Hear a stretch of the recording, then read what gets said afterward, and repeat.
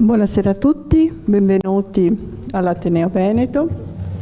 È con molto piacere che do inizio oggi alla collaborazione dell'Ateneo Veneto con l'Università Ca' Foscari di Venezia in relazione al progetto Chiese di Venezia, nuove prospettive di ricerca, diretto dal nostro socio, nonché anche direttore della nostra rivista Gianmario Guidarelli. È un progetto sostenuto da Save Venice. Devo dire che sono molto contenta perché credo molto nella rete della cultura veneziana, che tra l'altro era uno dei punti del programma che avevo stilato prima della mia elezione a presidente, e quindi questa collaborazione si inserisce perfettamente in questo progetto. A Venezia molto spesso ognuno vive nel proprio orticello culturale, invece è molto importante che questi orticelli comunichino, si contaminino tra loro e collaborino. Questo progetto, che ormai ha molti anni alle spalle, è un progetto, come sapete, innovativo sullo studio delle chiese e vuole anche affrontare, oltre allo studio, una divulgazione che vada ai tecnici, ma anche oltre i tecnici, e si diffonda sempre più, che è una delle mission, anzi direi la mission prima dell'Ateneo Veneto, quella della divulgazione culturale ad alto livello, perché io sono dell'idea che solo chi è molto competente è in grado di divulgare. Questo è il primo incontro, ci sarà poi l'usuale 3 giorni che sarà a maggio, di questo grande convegno che normalmente viene organizzato e che riguarderà San Nicolò del Lido. Quindi grazie a chi ha organizzato, grazie a Ca' Foscari, grazie a Save Venice, grazie a Gianmario Guidarelli, ed ora la parola a un'altra grande protagonista di questo progetto, la professoressa Martina Franco. Prego.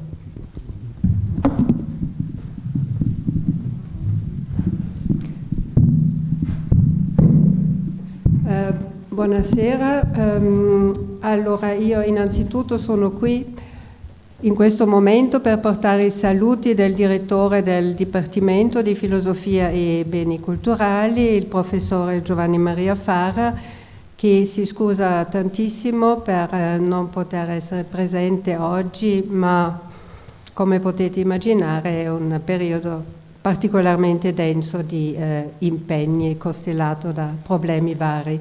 Quindi ci porta i saluti, ci augura buon lavoro e anche lui è molto contento di questa collaborazione che avrà un importante seguito, come appena ricordato, nel prossimo convegno che si terrà in 2 sedi, a Ca' Foscari e all'Ateneo Veneto, anzi in 3 sedi, perché come sempre anche la chiesa oggetto di studio sarà uno dei luoghi, quindi il convegno di maggio su San Nicolò del Lido.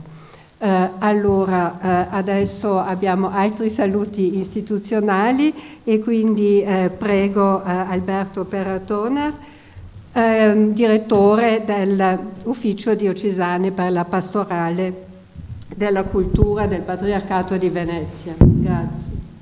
Grazie a voi, buonasera a tutti.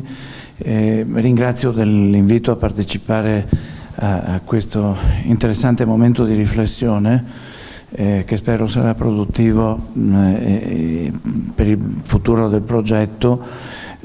Esprimo la soddisfazione di riallacciare anche da parte del Patriarcato i rapporti istituzionali più precisi con questo progetto, che è nato in seno ancora allo Studium Generale Marcianum, grazie all'iniziativa del professor Guidarelli, mio caro amico, anche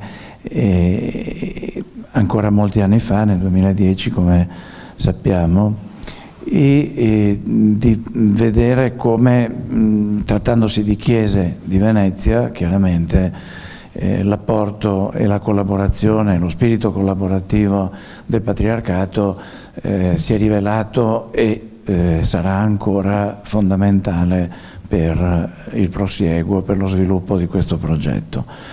Il Patriarcato di Venezia è assolutamente interessato a far sì che, collaborando, insomma, facendo la sua parte, questo progetto cresca e prosperi con gli anni. È interessato a dare proprio tutta la sua fattiva collaborazione per la fruizione degli spazi e la messa a disposizione anche di tutta la documentazione che sarà necessaria dagli archivi e da quanto conosciamo delle nostre biblioteche e archivi.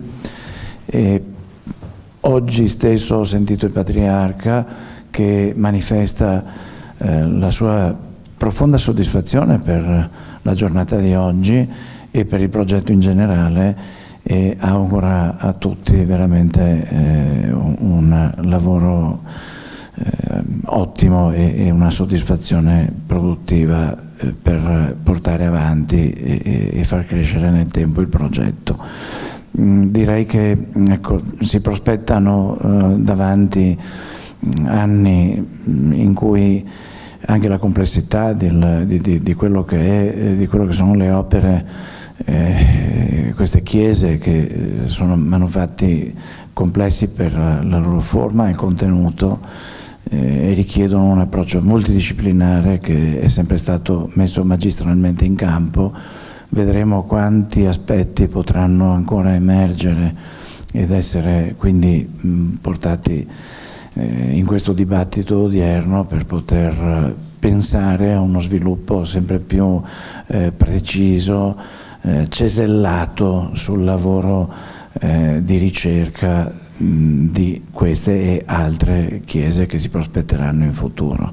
Quindi ringrazio davvero tutti, ringrazio l'organizzazione, il professor Guidarelli che ne è l'anima da sempre, e le istituzioni che hanno saputo sino ad ora collaborare e fecondare questo progetto con il loro preziosissimo apporto.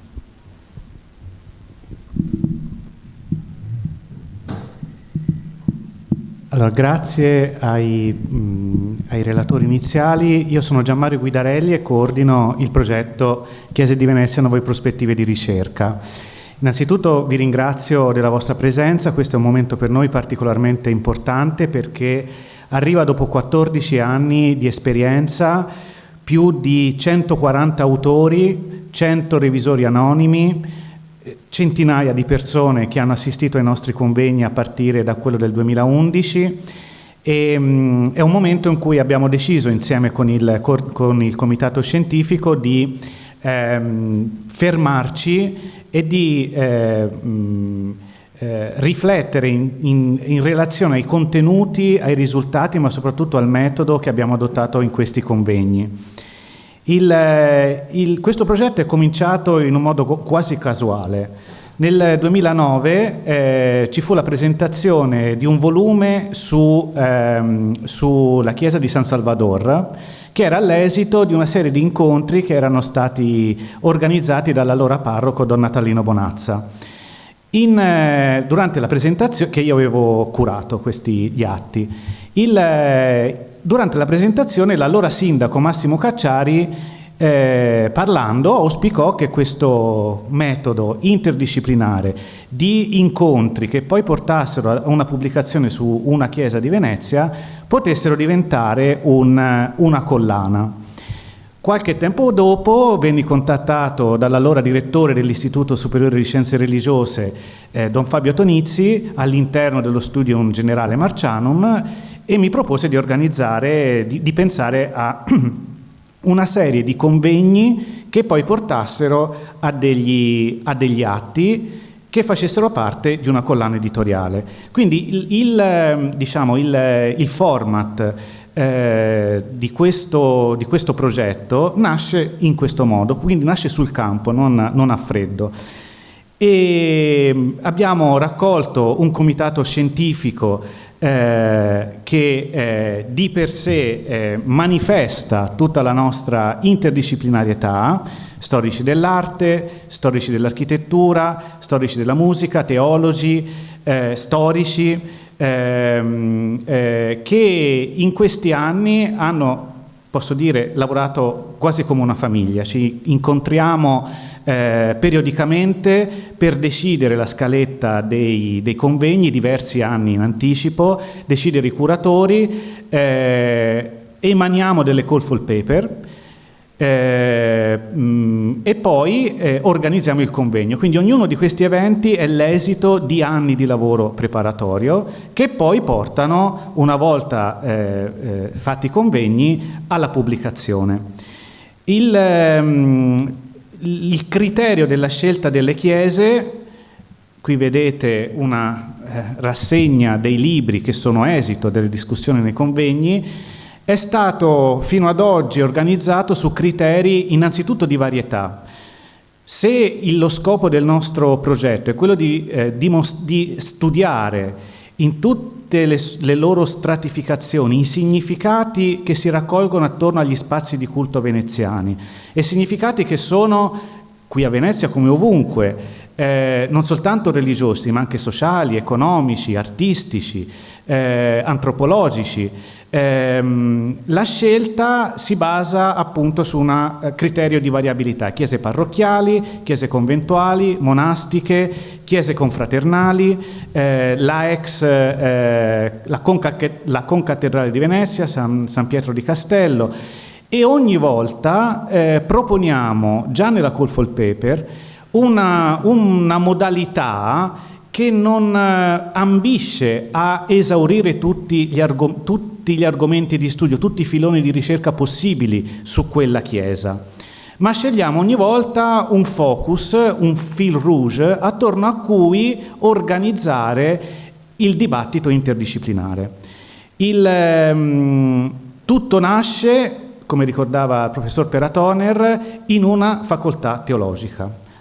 In uno studium generale Marcianum, che faceva parte della facoltà teologica del Triveneto, e quindi nasceva dal mettere in dialogo le scienze teologiche con le altre discipline. Questa è l'ispirazione iniziale.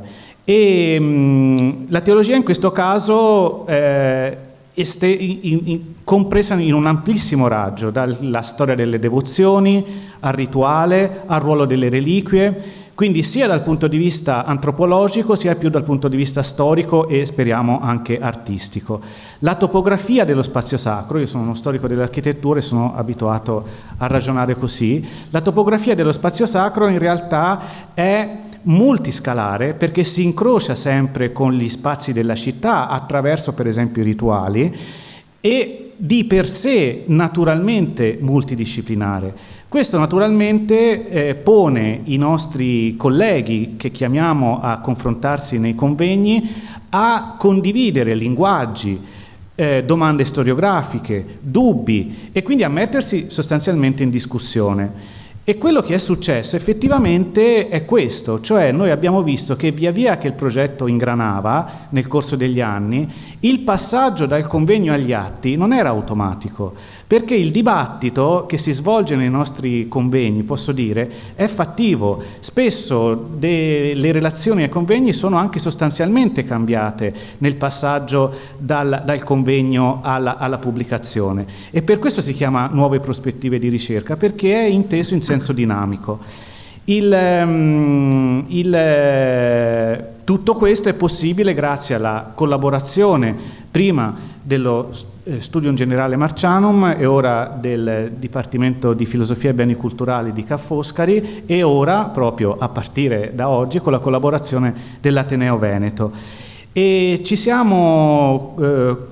abbiamo la collaborazione anche fondamentale di Save Venice. Save Venice è uno dei comitati privati per Venezia che fattivamente collabora a finanziare tutti i nostri, sia il convegno che la pubblicazione, che quindi ringraziamo, e la casa editrice Biella. I nostri libri sono stati inizialmente pubblicati con la Marcianum Press, poi abbiamo deciso di passare a Biella, sono state entrambe belle collaborazioni, e i libri che qui vedete ve li leggo perché ripercorriamo in qualche modo velocemente la storia di 14 anni.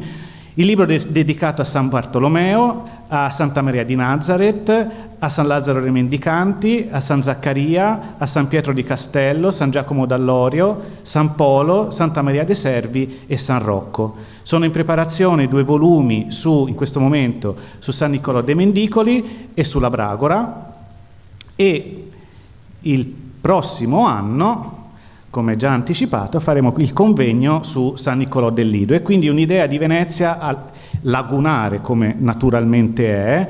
San Niccolò del Lido, che sarà curato da me, Martina Franca e Miriam Pilutti-Namer, che si svolgerà in prossimità della festa della Senza, dell'Ascensione, fra il 26 e il 28 maggio dell'anno prossimo. La giornata di oggi è stata organizzata insieme con il Comitato Scientifico, convocando dei colleghi che non appartengono al nostro progetto, ma che abbiamo interesse a conoscere la loro opinione sul nostro progetto, anche confrontandoci con esperienze simili. Per questo l'abbiamo organizzato sotto forma di dialogo. Abbiamo deciso di organizzare, diciamo, il range disciplinare in varie sezioni e di chiamare di volta in volta colleghi che dialogassero insieme a membri del comitato scientifico. Alla fine ci sarà un dibattito proprio a partire dagli esiti di questa conferenza. Oltre a Ca' Foscari e l'Ateneo Veneto, io vorrei ringraziare, è l'occasione per farlo, tutte le parrocchie che ci hanno aiutato, tutti gli enti che in questi anni, decine di enti, dai carabinieri all'ospedale, al Campus of Human Rights, al Lido, le scuole, ovviamente il patriarcato, nei vari uffici del patriarcato, e vorrei anche ricordare a questo punto la fattiva collaborazione degli studenti del Studium Generale Marcianum, che all'inizio di questo progetto eseguivano come compito didattico delle visite guidate nelle chiese che noi avevamo scelto come oggetto di studio. Perché? Perché ognuno dei nostri convegni si svolge in aula, ma come ricordava Martina Franca prima, l'ultima sessione è sempre nella chiesa. Questo per coinvolgere direttamente, anche in maniera informale, gli uditori, che non sono soltanto studiosi, funzionari di soprintendenze, professionisti, ma anche studenti, dottorandi, giovani ricercatori, e lo abbiamo visto nel corso di questi anni anche parrocchiani.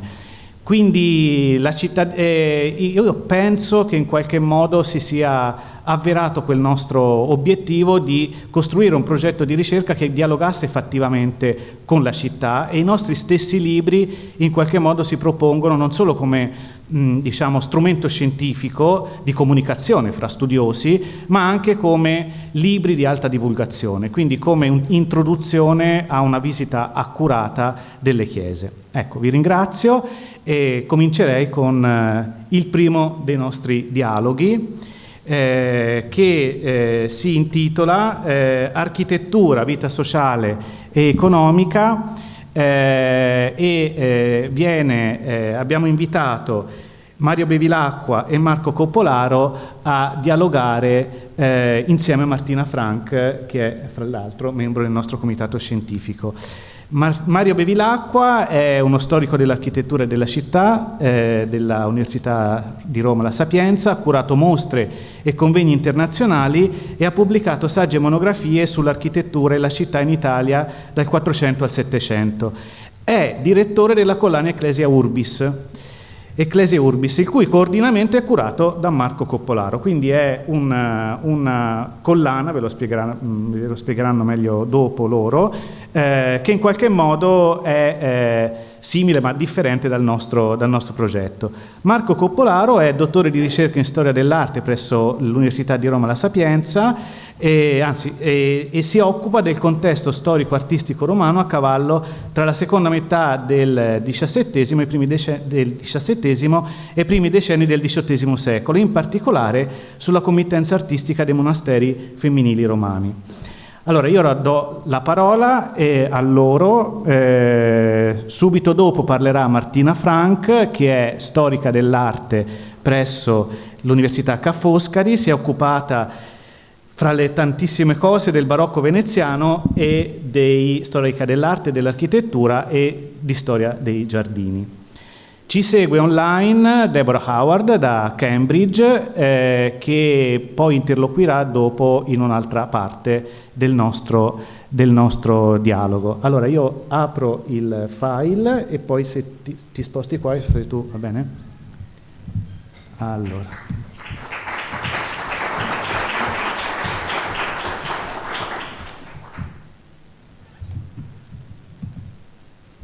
Un attimo.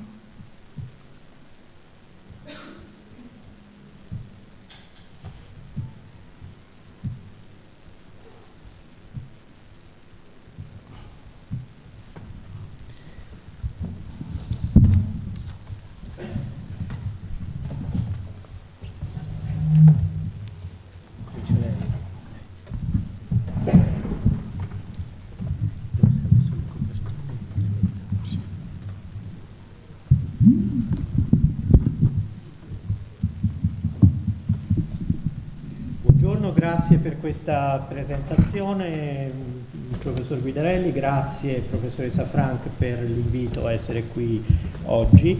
Per noi è estremamente interessante confrontare la vostra iniziativa che ormai ha anni di consolidamento e con la nostra che invece è nata solamente un anno fa e che speriamo possa avere la gloriosa vicenda delle chiese di Venezia. Le chiese di Roma, Ecclesiae Urbis, è una collana che abbiamo inaugurato l'anno scorso con i primi 3 numeri, con le prime 3 monografie sulle chiese di Santa Maria in Campomarzio, Santa Caterina da Siena a Via Giulia, Santi Vincenzo Anastasio, parrocchia pontificia del Palazzo del Quirinale, e ha in preparazione, in uscita, altri 2 volumi, San Giuseppe dei Falegnami e Santa Prisca, altri 3 volumi, Sant'Agnese in Agone, Sant'Inereo Achilleo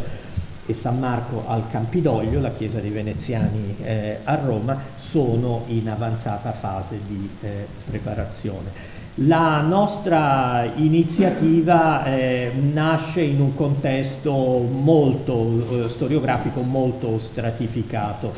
Innanzitutto parliamo di Roma, la capitale pontificia e il centro della cristianità, della cattolicità, e come accennavamo l'altro giorno con Martina Frank, vediamo le quantità, vediamo i numeri. Roma è una città fra 500 e 700 certamente più piccola di Venezia, non supera di poco i 100.000 abitanti, ma ha una concentrazione di chiese forse unica, sì, decisamente unica al mondo. Nel 1748 la ricognizione cartografica della città di Giambattista Nolli elenca 320 chiese all'interno delle mura aureliane, ma all'esterno delle mura aureliane ce ne sono altre decine, alcune piccole cappelle, piccoli oratori, ma altre di grande rilevanza. San Lorenzo fuori le mura, San Paolo fuori le mura, Santa Costanza, Sant'Agnese,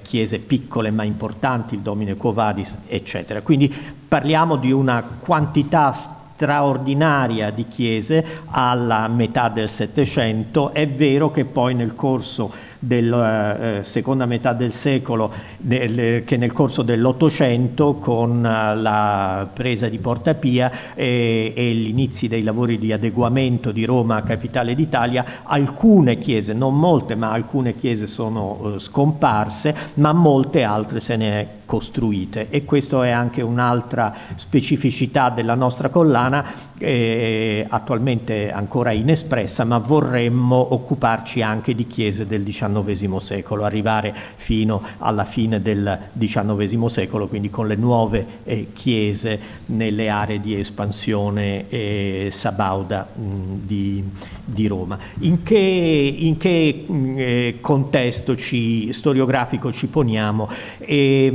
Esistono dei repertori a partire dalla fine del XIX secolo, dei repertori generali di chiese di Roma, in cui vengono elencate o perlomeno nominate o succintamente descritte tutte o buona parte, ma nessuna serie, collana, iniziativa ha mai avuto l'ambizione di pubblicare una monografia per ogni chiesa di Roma, e credo che anche noi non abbiamo questa ambizione.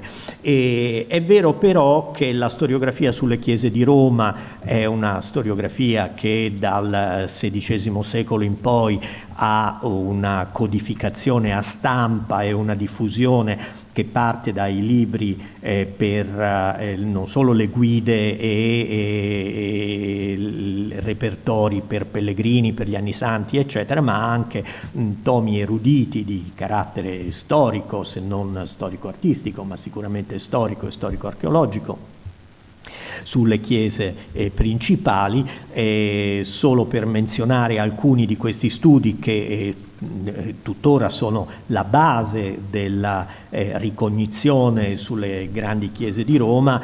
Santa Maria del Popolo 1599, San Pietro, che ha più di una monografia nel corso del 600 e del 700, San Giovanni in Laterano, San Lorenzo in Damaso, Santa Maria Maggiore, Santa Croce, ma anche chiese minori, Santa Maria in Monticelli, Santi Alessio e Bonifacio, che hanno nel corso del XVIII secolo vedono la pubblicazione di tomi eruditi illustrati, vere e proprie monografie. Ma è con la seconda metà dell'Ottocento che abbiamo i primi repertori sistematici di chiese di Roma. Forse il primo assimilabile alla nostra concezione di elencazione sistematica di edifici sacri è il volume di Mariano Armellini, 1891, Le chiese di Roma dal secolo IV al XIX. È un tomo molto ricco di notizie con una repertoriazione, non voglio dire esaustiva, ma sicuramente capillare. Tanto è vero che 50 anni dopo, nel 1942, è stata riedita in 2 volumi a cura di Carlo Cecchelli e Pietro Tacchi Venturi. Christian Ulsen, il grande storico dell'arte, dell'architettura e della topografia romana, ha pubblicato il repertorio Le chiese di Roma nel Medioevo, nel 1927, con una distinzione cronologica per tipologia che ci portiamo dietro ancora oggi. Le chiese sono moltissime, le dividiamo in categorie, non abbiamo solamente chiese parrocchiali, abbiamo chiese di monasteri femminili, di congregazioni religiose maschili, chiese nazionali, parrocchie, confraternite, eccetera. Un esempio di questo taglio cronologico è quello della serie curata da Richard Krautheimer, il Corpus Basilicarum Christianarum Rome, che riguarda solamente le antiche chiese, le prime fondazioni basilicali dal IV al IX secolo, ma è un repertorio estremamente curato, ricco, scientifico, che aprì la strada ad una impostazione metodologica fortemente approfondita e scientifica. Una vicenda editoriale anche molto travagliata, il primo volume 1937 diretto dall'ebreo Krautheimer, che poi dovette migrare negli Stati Uniti. La serie si è conclusa con il quinto volume solo nel 1977. E nasce sempre nella prima metà del Novecento una collana intitolata Le chiese di Roma illustrate, perché i volumi precedenti, non il Corpus Basilicarum ma Ulsen e Armellini, non erano illustrati, non avevano immagini. Le chiese di Roma illustrate, a cura dell'Istituto di Studi Romani, nasce nel 1922 e ha una storia abbastanza travagliata. L'Istituto di Studi Romani è una espressione molto forte del regime fascista, che aveva immaginato questa istituzione a capo di una enciclopedia di Roma che avrebbe dovuto testimoniare della superiorità della storia dell'arte sia del periodo antico che nei secoli successivi.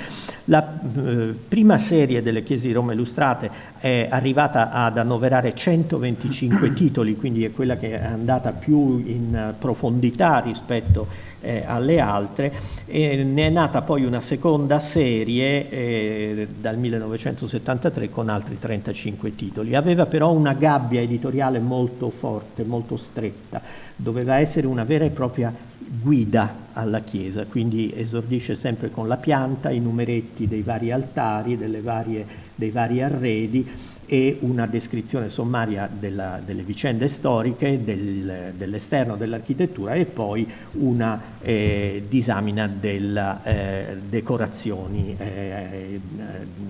in pittura, in affresco e in scultura. È una serie che vede l'ultimo numero uscito nel 2003, quindi non credo che abbia più una sua vitalità.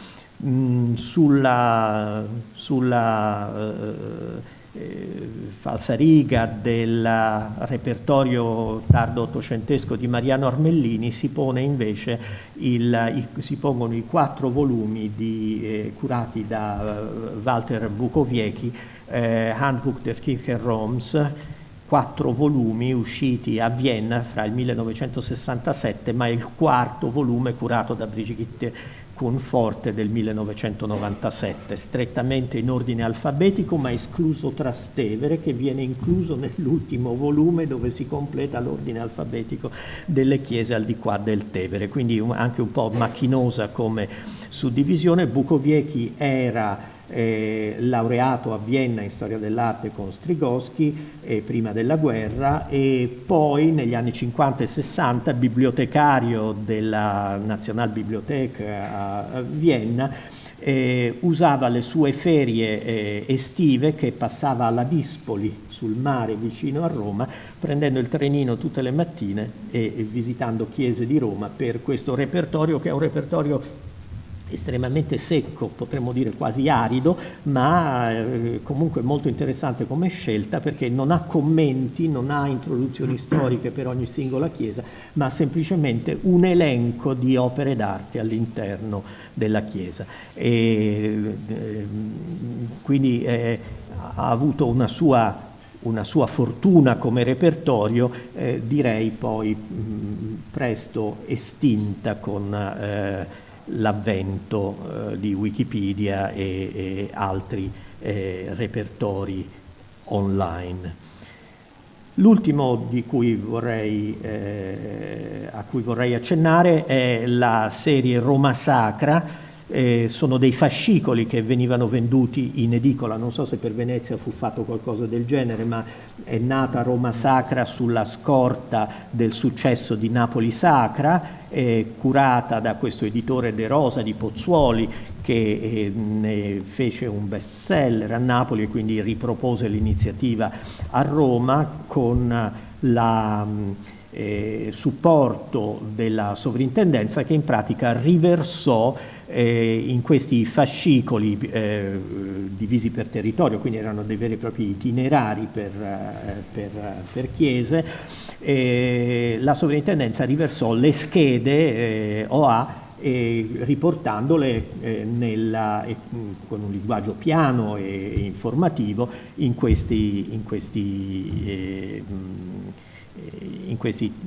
34 fascicoli. A questo punto ci siamo noi, Ecclesiae Urbis, e abbiamo sì l'ambizione forse di coprire 300 e tante chiese, questo non lo so, non ci voglio neanche pensare, ma sicuramente è un'utopia. Ma chi siamo? Siamo supportati anche noi da un ente fondamentale, un'istituzione fondamentale, il Vicariato di Roma.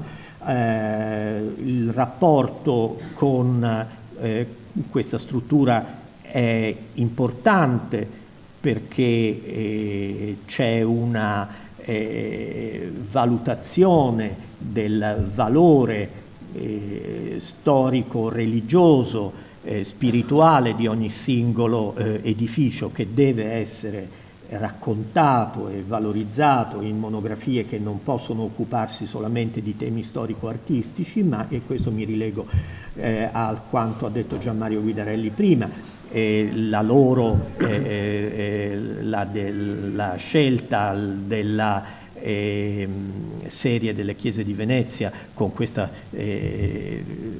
lavoro così scientifico, così importante, di convegno, confronto all'interno di un convegno e poi pubblicazione, ma con il confronto fra studiosi di discipline diverse, di provenienze diverse. Noi per Roma cerchiamo anche di tener conto, ci interessava molto anche questo, anche non solo in virtù del fatto che appunto siamo promossi dal vicariato, ma anche perché riteniamo che sia giusto e importante questo confronto continuo. Abbiamo poi il patrocinio della Sapienza Università di Roma, del Centro di Studi sulla Cultura e l'Immagine di Roma che dirigo, ma non devo dimenticare, come ha fatto anche Gianmario Guidarelli, non devo neanche dimenticare il supporto fattivo dell'editore Lerma di Bretschneider, che ci agevola con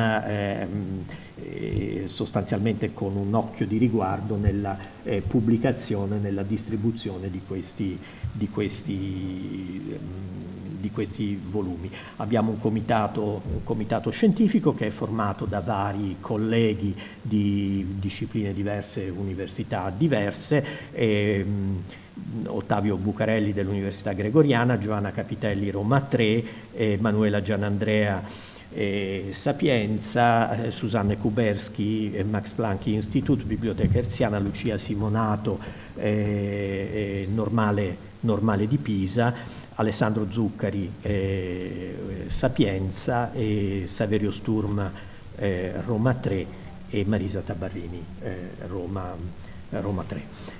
Bene, mi sembra di aver illustrato il lavoro che stiamo facendo, e anche noi ci rivolgiamo come autori dei vari contributi sulle chiese a studiosi riconosciuti come autorità sulle varie temi su cui chiediamo di intervenire, ma anche intercettiamo dottori di ricerca, giovani studiosi, o arriviamo in alcuni casi a commissionare alcuni aspetti della specificità delle chiese su cui stiamo pubblicando. Questo è un lavoro non sempre facile, molta ammirazione per quello che state facendo voi, che riuscite ad organizzare un convegno annuale su un singolo edificio. Noi non avremmo forse tutta questa energia e queste possibilità. Alcuni dei temi che affrontiamo sono anche molto specifici e alle volte non è facile avere dei contributi su questi temi. Ricordo solo un caso che mi ha colpito molto, che personalmente addirittura non conoscevo: Santi Vincenzo Anastasio, parrocchia pontificia perché insiste sul territorio del palazzo del Quirinale, e come parrocchia pontificia Santi Vincenzo Anastasio aveva la prerogativa, il privilegio di conservare i precordi pontificali, cioè le viscere dei cadaveri dei papi, che tuttora si conservano in urne nella chiesa.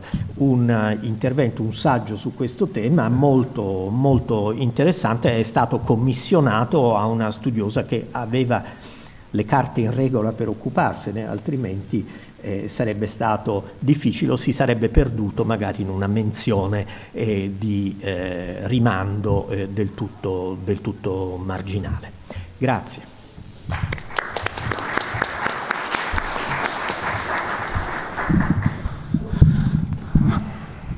Leggerò per cercare di rispettare i tempi.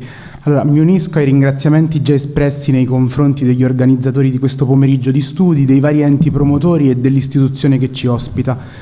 Nella nostra sessione, a partire da un tema specifico, quello delle reti sociali ed economiche in rapporto agli edifici chiesastici, mi sembra di leggere un'occasione proficua per un confronto metodologico tra iniziative simili. Il professor Bevilacqua ha ampiamente illustrato la struttura generale del progetto della collana editoriale Ecclesia Urbis. Affronterò quindi il mio discorso volto all'apertura di un dialogo con la professoressa Frank, con un rimando costante ai volumi già pubblicati, prestandosi questi ultimi a rappresentare le più importanti tipologie di chiese storiche riscontrabili in ambito romano. Le chiese annesse a contesti di clausura femminile, le chiese parrocchiali, nella maggior parte rette non dal clero secolare diocesano ma da congregazioni religiose maschili che affiancavano all'edificio, a seconda dei casi, il monastero, il convento o la casa religiosa. Le chiese nazionali, punti di aggregazione e mutuo soccorso per le numerosissime comunità di forestieri presenti in urbe, con le contigue strutture destinate alle attività delle rispettive confraternite. Infine le chiese di accademie o corporazioni professionali, con gli spazi dedicati alla vita associativa quasi sempre espressi nella forma dell'oratorio. Nei primi 4 volumi della collana si trovano appunto rappresentate le 4 tipologie appena menzionate: Santa Maria in Campomarzio, chiesa associata a un monastero femminile; Santi Vincenzo e Anastasio a Trevi, parrocchia affidata a un ordine religioso; Santa Caterina da Siena in via Giulia, chiesa di un'arciconfraternita nazionale; San Giuseppe dei Falegnami al Campovaccino, chiesa di una corporazione professionale. Le differenze appena elencate, seppur nei limiti di ogni approccio classificatorio, oltre a determinare distinzioni di carattere puramente architettonico, dettano differenze fondative nelle dinamiche di vita sociale ed economica gravitanti intorno alle chiese, che a loro volta possono riflettersi sull'architettura, ma più in generale direi sul rapporto con le arti.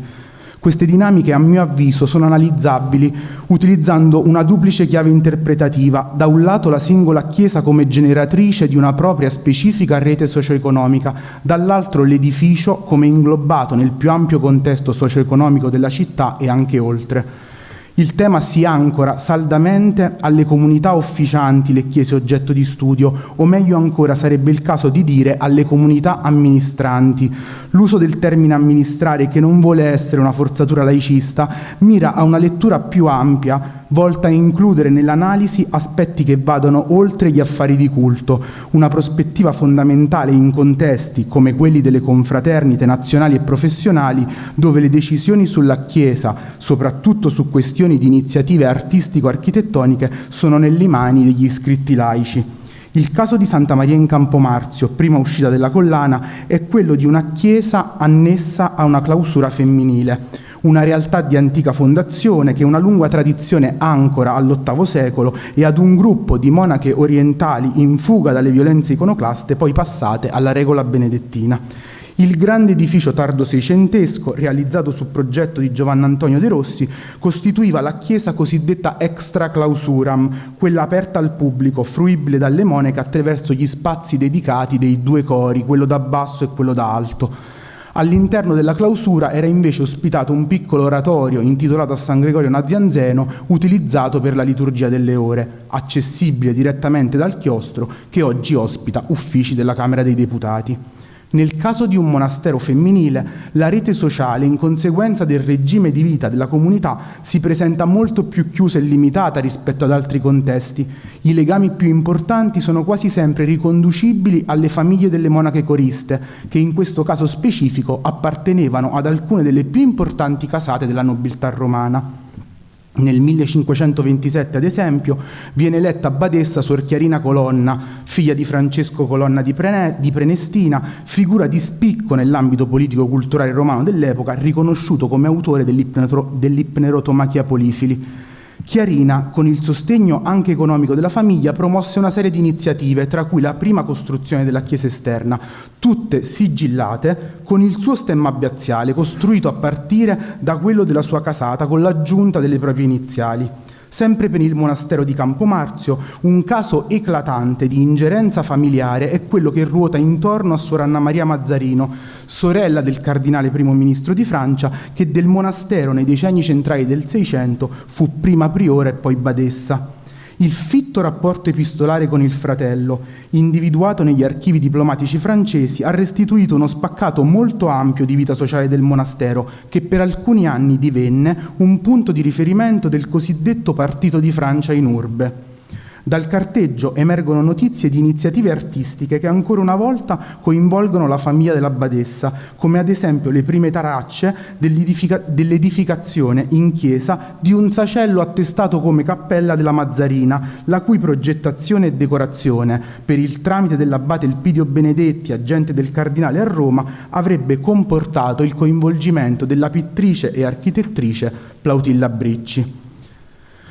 Quanto alla vita economica, un ruolo fondamentale era giocato dal vasto patrimonio immobiliare che sosteneva la vita claustrale: terreni, casali e tenute fuori porta, censi attivi, ma soprattutto il patrimonio urbano. Quest'ultimo era costituito da case e botteghe in gran parte poste nelle immediate vicinanze del monastero stesso. L'attenta amministrazione di questi beni, considerati i limiti delle monache nei contatti con l'esterno, avveniva attraverso la cosiddetta congregazione al governo temporale, un consesso che aveva appunto il compito di assistere la badessa negli affari secolari, i cui membri erano quasi sempre riconducibili alle famiglie delle monache, personalità che intrecciavano i loro interessi sociali ed economici con quelli del monastero. La gestione del patrimonio immobiliare esterno ai chiostri ha avuto un impatto per nulla trascurabile sulla storia urbanistica della città, in alcuni casi con risvolti in termini monumentali. L'esempio più interessante per il monastero di Campomarzio fu quello del rinvenimento di una grandissima colonna antica di Cipollino nel corso dello scavo per l'ampliamento delle fondamenta di un palazzetto di rendita delle monache, affidati all'architetto Giovanni Stern. La colonna, straordinariamente intatta, donata dalle religiose al Papa, fu abbandonata per quasi un secolo nei pressi della Curia Innocenziana, oggi Palazzo Montecitorio, per poi essere utilizzata nella costruzione del monumento all'Immacolata a Piazza di Spagna, deciso all'indomani della proclamazione del dogma. L'ordine di appartenenza, nel caso della clausura femminile, non incideva particolarmente sulla rete sociale ed economica gravitante intorno alla Chiesa. L'afferenza definiva quasi esclusivamente l'opzione alla regola. Il discorso dell'appartenenza era invece molto più rilevante per le congregazioni religiose maschili, l'esempio in questo caso costituito dai santi Vincenzo e Anastasio a Trevi. In origine una piccola chiesola posta in prossimità della mostra terminale dell'Acqua Vergine, che agli inizi del Seicento divenne parrocchia, affidata alle cure dei girolamini eremiti fiesolani che l'avevano ricevuta nel 1612 come risarcimento a fronte dell'abbattimento della loro chiesa di San Salvatore a Montecavallo, operazione disposta da Paolo V nell'ambito dei lavori di razionalizzazione della piazza antistante il Palazzo Apostolico del Quirinale. I religiosi si attivarono nel giro di un paio di decenni per la riedificazione dell'edificio, le cui dimensioni non erano adatte alla funzione di parrocchia. Sia nelle decorazioni della vecchia chiesa che in quelle della nuova si trovavano vari rimandi all'ambiente veneto. Fonti di letteratura artistica e di erudizione storico-ecclesiastica attestavano la presenza in chiesa di opere non rintracciate di Jacopo Bassano e Palma il Giovane, mentre una visita apostolica ordinaria, che a Roma vale come visita pastorale, condotta nel 1667, portava alla luce la notizia dell'altare maggiore, realizzato grazie a un legato del cardinal veneziano Pietro Valier. È stato ricostruito come questa presenza di non immediata lettura fosse radicata nei rapporti dei Valier con i girolamini eremiti che a Venezia, dove era morto il loro fondatore, il beato Carlo da Fiesole, fin dagli inizi del 400 officiavano la distrutta chiesa di Santa Maria delle Grazie in Isola, all'interno della quale i Valier avevano la loro cappella familiare. Il cardinal Pietro aveva promosso all'inizio degli anni 20 del Seicento la ristrutturazione del sacello e in quell'occasione aveva fatto realizzare 2 monumenti funebri, uno per sé e l'altro per lo zio, Agostino Valier, anch'egli cardinale, con i rispettivi busti scolpiti da Bernini e Aiuti che dopo vari spostamenti hanno trovato posto alla Galleria Franchetti. Proprio i testi delle originarie lapidi poste sui 2 monumenti, oggi perduti, noti grazie all'edizione del 1663 della Venezia, città nobilissima e singolare, chiariscono come entrambi i porporati fossero stati protettori dei girolamini eremiti. Una notizia della quale si erano sbiadite le tracce, complice la precoce soppressione dell'ordine nel 1668, ma che si pone come testimonianza di quanto siano rilevanti nello studio di una chiesa retta da un ordine maschile i legami socio-economici con la più vasta geografia di diffusione dell'ordine di riferimento. Il rapporto con la laguna sarebbe continuato, oltre i Valier, in un manoscritto del Fondo Urbinate Latino della Biblioteca Apostolica Vaticana, individuato nel corso delle ricerche, è stato trovato un rescritto di un processo a 2 pittori veneziani che si erano macchiati di un omicidio proprio durante un soggiorno in urbe per decorare una cappella nella chiesa di Trevi. Condannati alla forca, furono esposti 3 giorni e 3 notti nella piazza del Pantheon a monito dei forestieri. A completare l'edificio sarebbe intervenuto il cardinal Mazzarino, finanziando la monumentale facciata commissionata a Martino Longhi il Vecchio, che documenta un caso di protettorato specifico. A tutto ciò si aggiungevano i contatti particolari delle chiese romane e delle relative comunità con il Papa e la sua corte, che nel caso della chiesa di Santi Vincenzo e Anastasio furono particolarmente rilevanti, essendo la parrocchia, come è già stato detto, una parrocchia pontificia, in quanto nel suo territorio era compresa la residenza papale del Quirinale. Questa circostanza la immise con tutta una serie di benefici nel circuito della cerimonialità papale, in quanto fu individuata, a partire dal pontificato di Sisto V, come luogo di sepoltura dei precordi pontifici, vale a dire dei resti del processo di imbalsamazione del corpo del Papa. Un fatto che ebbe conseguenza sull'architettura della chiesa, che con il passare degli anni dovette dotarsi di una cripta ricavata al di sotto del presbiterio, destinata alla tumulazione di grandi vasi contenenti al loro interno le viscere in soluzione salina. Un discorso ancora diverso è quello della chiesa di Santa Caterina da Siena in via Giulia, annessa all'Arciconfraternita Nazionale dei Senesi in Urbe. Questa realtà confraternale, istituzionalizzatasi nel 1519, presenta il caso di un edificio le cui sorti, quasi completamente svincolate dal potere religioso in senso stretto, erano legate a quelle delle famiglie che gestivano il sodalizio. All'atto della fondazione i confratelli senesi, a partire da qualche abitazione in via Giulia, riuscirono a fabbricare un piccolo edificio dedicato alla loro santa nazionale, seguendo un modello comune a molte altre comunità, da San Luigi dei Francesi a San Stanislao dei Polacchi, da San Giacomo degli Spagnoli a San Giuliano dei Fiamminghi.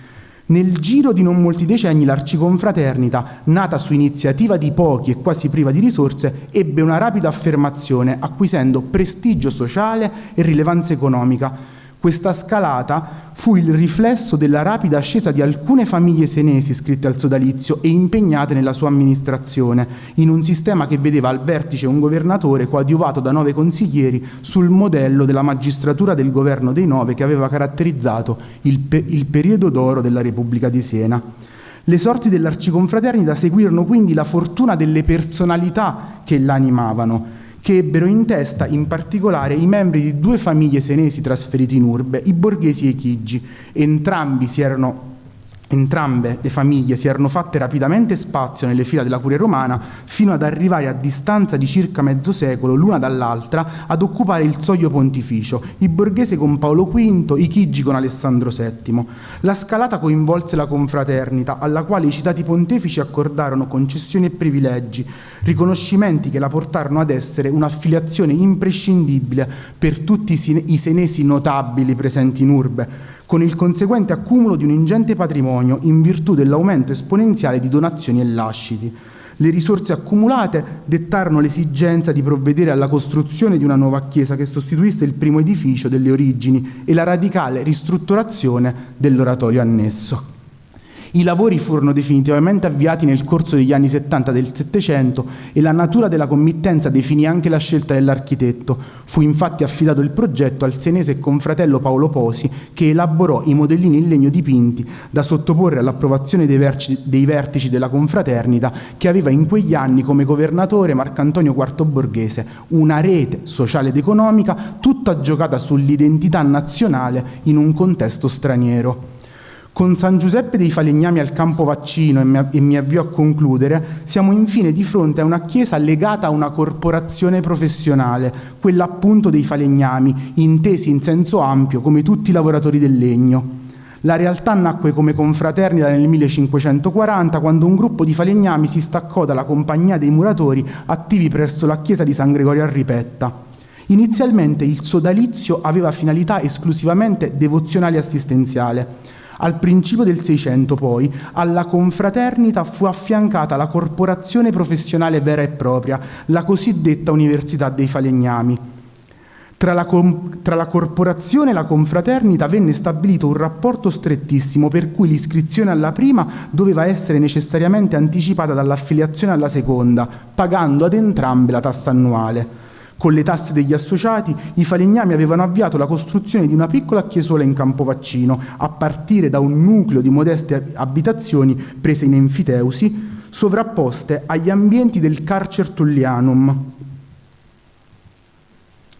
che secondo la tradizione aveva costituito uno dei luoghi della carcerazione di Pietro a Roma. Questo primo edificio fu infatti intitolato San Pietro in Carcere, con un annesso oratorio riservato alle assemblee corporative. L'affermazione sociale ed economica fu trainata dall'università, rendendosi l'iscrizione ad essa indispensabile per l'esercizio della professione in maniera libera. Al suo interno gli associati erano divisi in categorie, detti bracci, a partire da quello più importante, il primo braccio, che accoglieva i falegnami carpentieri, fino ad arrivare all'ultimo, quello dei cestari. L'università stabiliva le regole per l'esercizio della professione, concedeva le patenti per l'apertura delle botteghe, fissava i massimali per i prezzi di lavorazione e dirimeva le controversie professionali. Quest'ultima prerogativa veniva esercitata nell'aula del Tribunale Consolare dei Falegnami in Campidoglio. La sala è stata individuata in tempi abbastanza recenti al piano terreno del Palazzo dei Conservatori, grazie alla riemersione degli affreschi che la decoravano con gli stemmi e i santi protettori della confraternita. Si tratta ad oggi di uno degli ambienti di biglietteria dei musei capitolini. La confraternita vera e propria, invece, continuò a dedicarsi alla promozione di pratiche devozionali e assistenziali, sussidi dotali, sussidi per vedovi e zitelle, assistenza a morte e sepoltura. A partire dal primo decennio del Seicento, corporazione e confraternita promossero la totale ricostruzione della chiesa e dell'oratorio, che comportò a più riprese tassazioni straordinarie. La progettazione fu affidata a un membro dell'università stessa, Giovanni Battista Montano, che ne era stato anche governatore. Montano era tra quelli che internamente erano individuati come falegnami progettisti. Alla sua morte gli subentrò un allievo, Giovan Battista Soria o Soria. Il passaggio tra i due segna per molti aspetti l'avvio della fine del periodo d'oro della corporazione, con il graduale abbandono dei falegnami progettisti attratti dall'Accademia di San Luca. Lo stesso Soria, dopo essere stato governatore dei falegnami, avrebbe poi iniziato a frequentare gli ambienti accademici, diventando prima membro e poi principe di San Luca nel 1648. I falegnami si sarebbero assestati su aspetti più propriamente artigianali della loro arte, con conseguenze nella rete sociale ed economica connessa all'istituzione. Non è un caso che a segnare l'orgoglio del nuovo complesso sarebbero stati i due maestosi soffitti lignei, quello della chiesa e quello dell'oratorio, l'aspetto dell'edificio più legato alla professione e quindi più identitario. I casi presentati fanno emergere le prime tracce per l'apertura di piste di studio nelle trame di vita economico e sociale e delle loro ripercussioni sulla storia artistico e architettonica delle chiese. Alle principali differenze fin qui illustrate si affiancano poi aspetti che in ambito romano sono trasversali, come il fenomeno dei cardinali titolari e dei cardinali protettori, o ancora il giubileo, che da sempre detta una periodica intensificazione anche nella cura degli aspetti materiali degli edifici ecclesiastici. Grazie.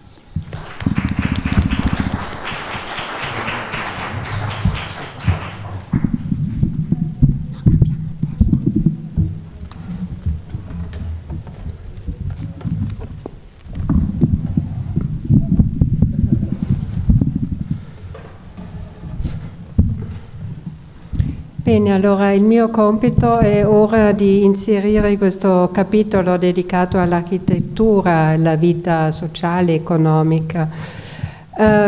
Quindi come prima cosa volevo insistere su un aspetto che già Mario ha un po' tralasciato nella sua introduzione, ed è soprattutto quello legato alle immagini. Cioè volevo ricordare che ogni convegno e ogni pubblicazione è accompagnato da un apparato fotografico realizzato appositamente da Francesco Turio Böhm, che con una straordinaria pazienza e dedizione prepara questi materiali, e questo è già una delle particolarità che si inserisce, diciamo, nel grande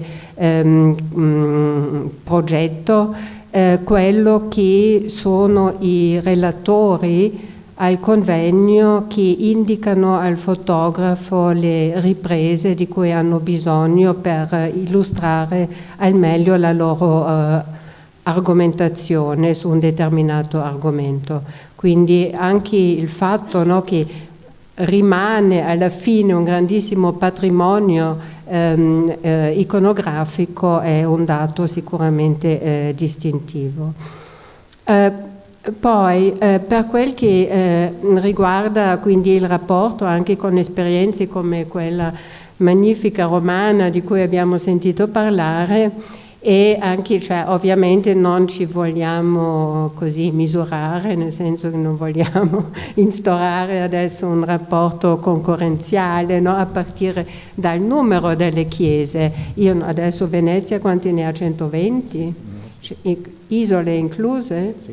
No, 200 tutto. 200, ecco. Quindi ci avviciniamo un po'. Però è abbastanza impressionante che voi riuscite comunque a produrre 3 volumi all'anno, che è tantissimo, quindi non è impossibile raggiungere 300, ecco.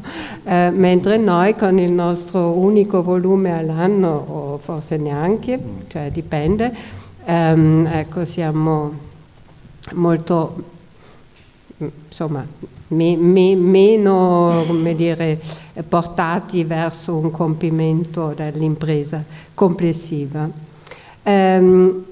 Quindi adesso, parlando più del rapporto appunto dell'architettura, questo ci riconduce un po' al momento della selezione della Chiesa.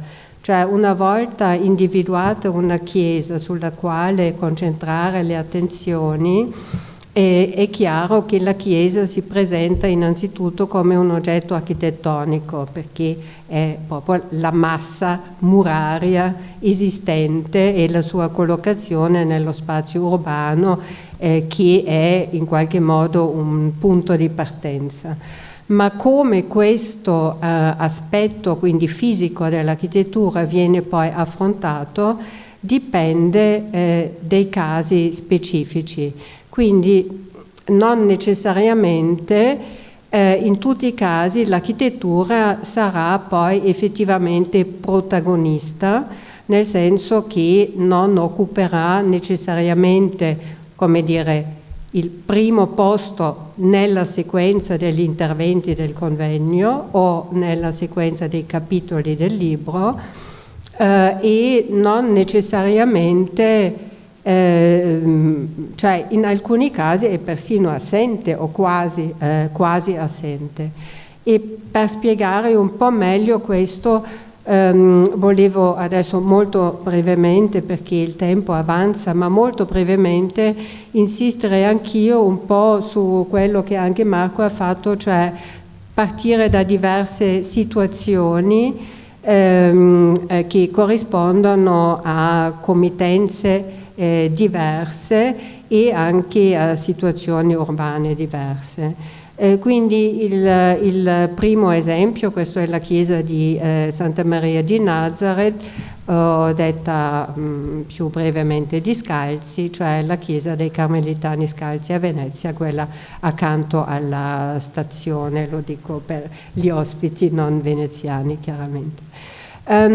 Quindi questo sarebbe di per sé una chiesa che richiede un approccio all'architettura nel senso, potremmo dire, tradizionale, perché è una chiesa di nuova fondazione, è una chiesa progettata da un importante architetto, Baldassare Longhena, e quindi si presta a un'analisi, diciamo, appunto, per così dire, tradizionale stilistica, tipologica, inserendola nell'architettura dei Carmelitani Scalzi a un livello internazionale, eccetera.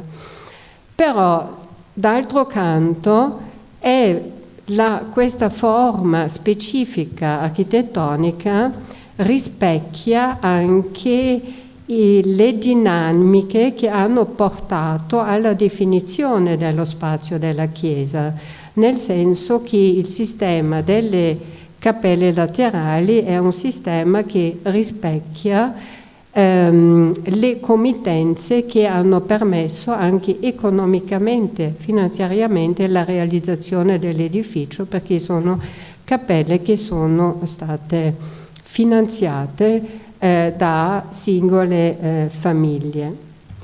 Ora, questo di per sé va bene, è abbastanza una banalità, perché ci sono tanti esempi che seguono questo principio.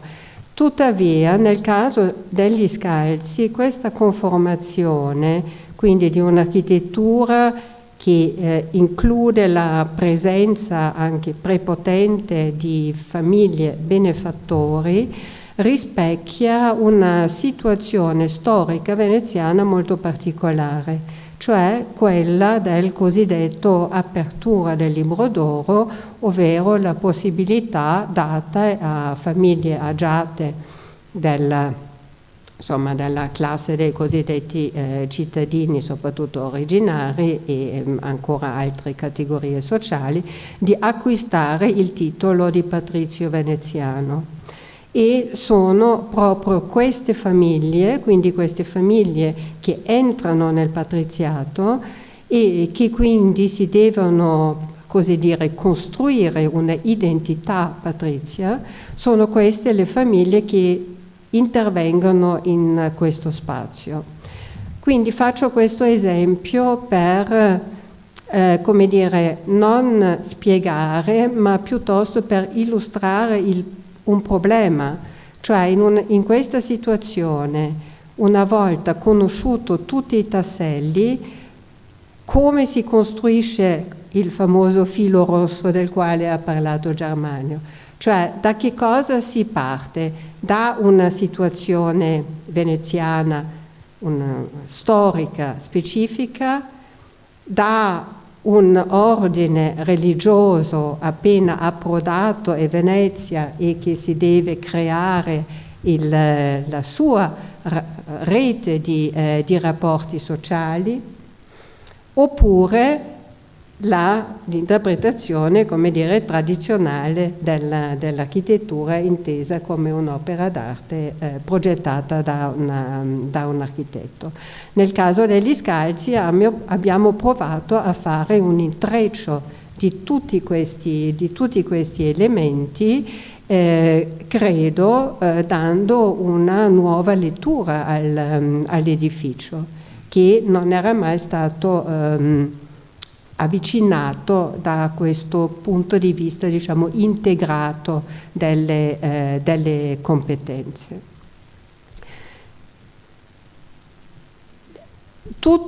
Tutta diversa è la situazione invece nel caso di San Pietro di Castello, quindi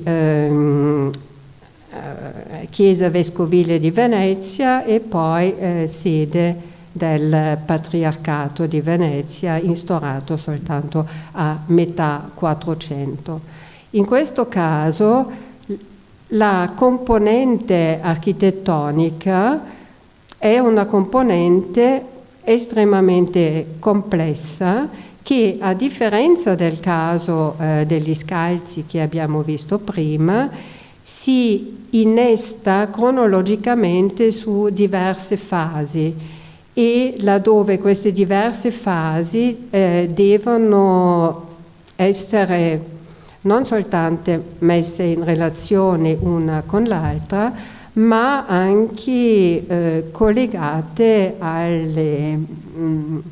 ai mutamenti storici. Quindi a sinistra vedete lo spazio come si presenta oggi, e in alto vedete una ricostruzione della situazione medievale fatta proprio da Gian Mario Guidarelli. Quindi una chiesa che non esiste più, ma che deve entrare nella storia del luogo, anche se materialmente non esistono, o in realtà esistono le tracce, solo che non sono più visibili sottoterra, no? In più c'è l'ingombrante presenza di Palladio, che è una presenza poco materiale, perché questa facciata non è stata realizzata da Palladio, ma solo quasi mezzo secolo dopo che Palladio ha elaborato il progetto, che poi è stato realizzato modificandolo da un altro architetto. Anche in questo caso la materialità architettonica della chiesa non può essere dissociata da una analisi di istanze che riguardano la posizione del Patriarcato di Venezia rispetto, un lato, la Chiesa di Roma, ma dall'altro lato la Chiesa di Venezia, in vero i rapporti con la Cappella Ducale, con San Marco. Quindi anche in questo caso il convegno ha ampiamente insistito, no, su tutti questi aspetti, che non vengano trattati come dei tasselli isolati e autoreferenziali, ma che sono costruiti in modo proprio da mettere in evidenza queste relazioni.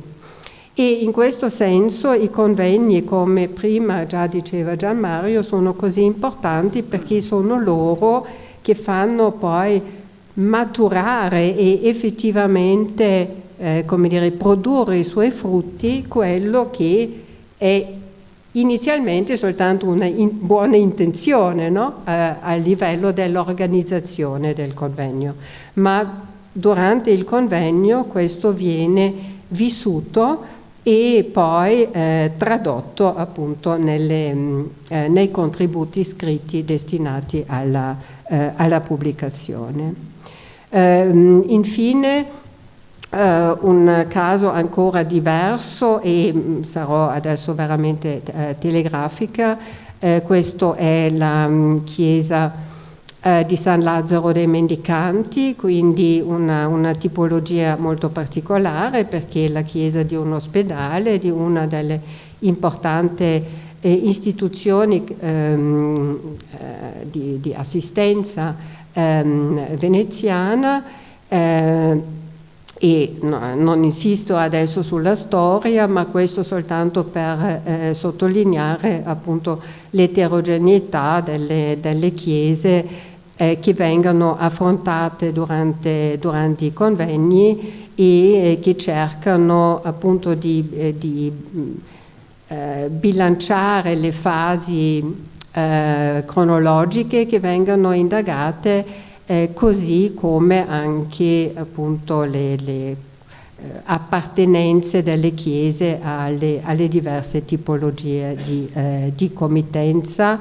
E infine un esempio di una chiesa parrocchiale, questo è l'ultima che era nell'elenco, è San Giovanni in Bragora, dove l'architettura ha avuto un ruolo relativamente, l'architettura intesa come architettura, diciamo, che si analizza dal punto di vista della storia dell'architettura, un ruolo relativamente piccolo rispetto ad altri aspetti che hanno privilegiato molto di più tutte le istanze così fondamentali per la vita di una chiesa parrocchiale, come la presenza di comunità eterogenee, di confraternite, di mestieri e no, eccetera.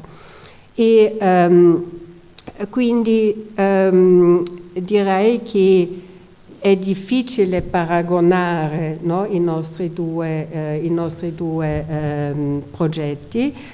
Penso però che possiamo comunque imparare qualcosa uno dall'altro e penso che perché Marco ha molto insistito proprio sui fatti sociali, no? Che sono indubbiamente importanti e probabilmente è il collante anche più forte, perché nessuno di noi sceglie l'edificio scusate, da affrontare in base a, come dire, una chiara matrice artistica, no? Architettonica come punto di partenza, ma sono altri criteri che determinano un po' le nostre scelte.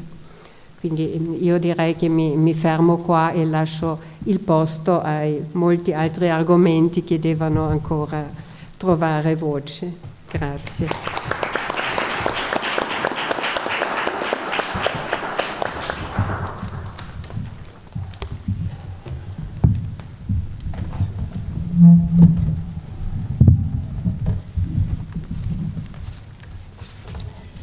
Grazie, chiamo Vasco Zara al tavolo che insieme a Deborah Howard dialogheranno sul tema musica e spazi sonori. Allora, un attimo. Eccolo qua.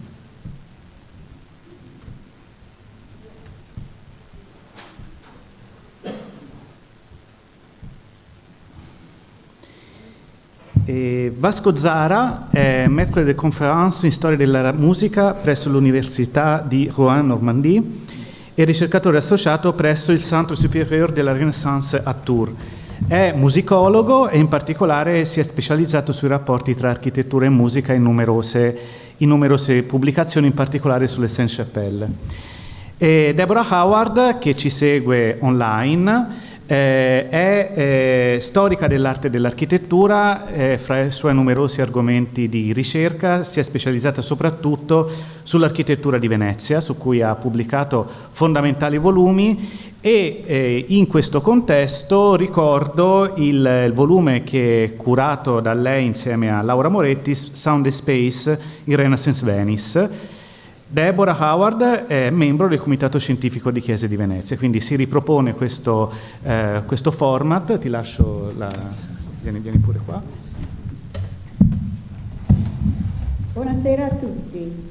Mi sentite? Sì, ti sentiamo e ora ti mostriamo anche. Mi piace molto di non poter essere con voi in persona, ma mi fa piacere essere qua per festeggiare i primi 14 anni di questo progetto nel quale dobbiamo riconoscere ovviamente il contributo fondamentale di Gianmario Guidarelli, che ha guidato il progetto con una passione e una capacità di organizzazione impressionante. Grazie Gianmario. Allora, stasera dobbiamo affrontare una cosa difficile, cioè la dimensione sonora delle chiese. Difficile perché è una cosa effimera che non c'è più. Come studiare qual è il ruolo della musica nello studio delle chiese veneziane. Allora io faccio domande a Vasco Zara che lavora in Francia, ha un'altra prospettiva per cercare di scambiare idee. Allora Vasco, come secondo te fra i volumi della nostra collana, quali sono gli studi esemplari per la metodologia della musica sacra. Allora io intanto tengo a ringraziare Gianmario per avermi invitato, il comitato scientifico, naturalmente anche te Deborah, per poter portare le mie esperienze qui e sperare che quanto ho fatto, che quanto ho studiato sia di una qualche utilità. La domanda che mi poni è un po' difficile, un po' imbarazzante, in realtà non ho nulla da dire su tutti gli studi che sono già stati pubblicati nei vari contributi che avete appunto già editato riguardo puntualmente ad ogni chiesa. Tra l'altro sono fatti da ex compagni di strada come Angelo Rusconi, compagni di dottorato, da Massimo Bisson, da Elena 40. Per cui gli studi in realtà sono tutti eccellenti e seguono una metodologia che ha già fatto le sue prove e su cui non c'è nulla da ridire. Penso che riguardo al mio punto di vista, che è quello di uno storico di musica che ha cercato di capire il fenomeno musicale, come dicevi tu, effimero in relazione all'architettura, penso che si possa fare un ulteriore passo in avanti attraverso lo studio delle pratiche cultuali in relazione allo spazio architettonico. Gianmario citava prima il tuo studio, quello Sound Space in Renaissance Venice, fatto assieme a Laura Moretti. Penso che il tuo studio più altri che sono stati fatti o anche recentemente, come la cattedrale Notre Dame di Parigi, che hanno inaugurato, che ha riaperto le porte, scusate, che ha riaperto le porte la settimana scorsa. Penso che questi studi mostrino che tanto da un punto di vista musicale, musicologico, che da un punto di vista architettonico vi sia delle direzioni di ricerca che sono state sinora poco esplorate. Da un punto di vista musicologico mi riferisco a quanto ci può dire lo studio della disposizione del coro e della direzionalità del canto, e dal punto di vista architettonico quanto sia importante l'intenzione acustica. A partire da questi tre parametri di ricerca, direzionalità, disposizione e intenzione, penso possa emergere una rete sociale, una rete di relazioni sociali che si sviluppa all'interno della Chiesa tramite la pratica liturgica, che può dirci ancora qualcosa di più rispetto alla comprensione dell'utilizzo di questi edifici sacri. Allora, per me è una cosa che mi colpisce sempre, che entrando in uno spazio sacro, anche con gli occhi chiusi,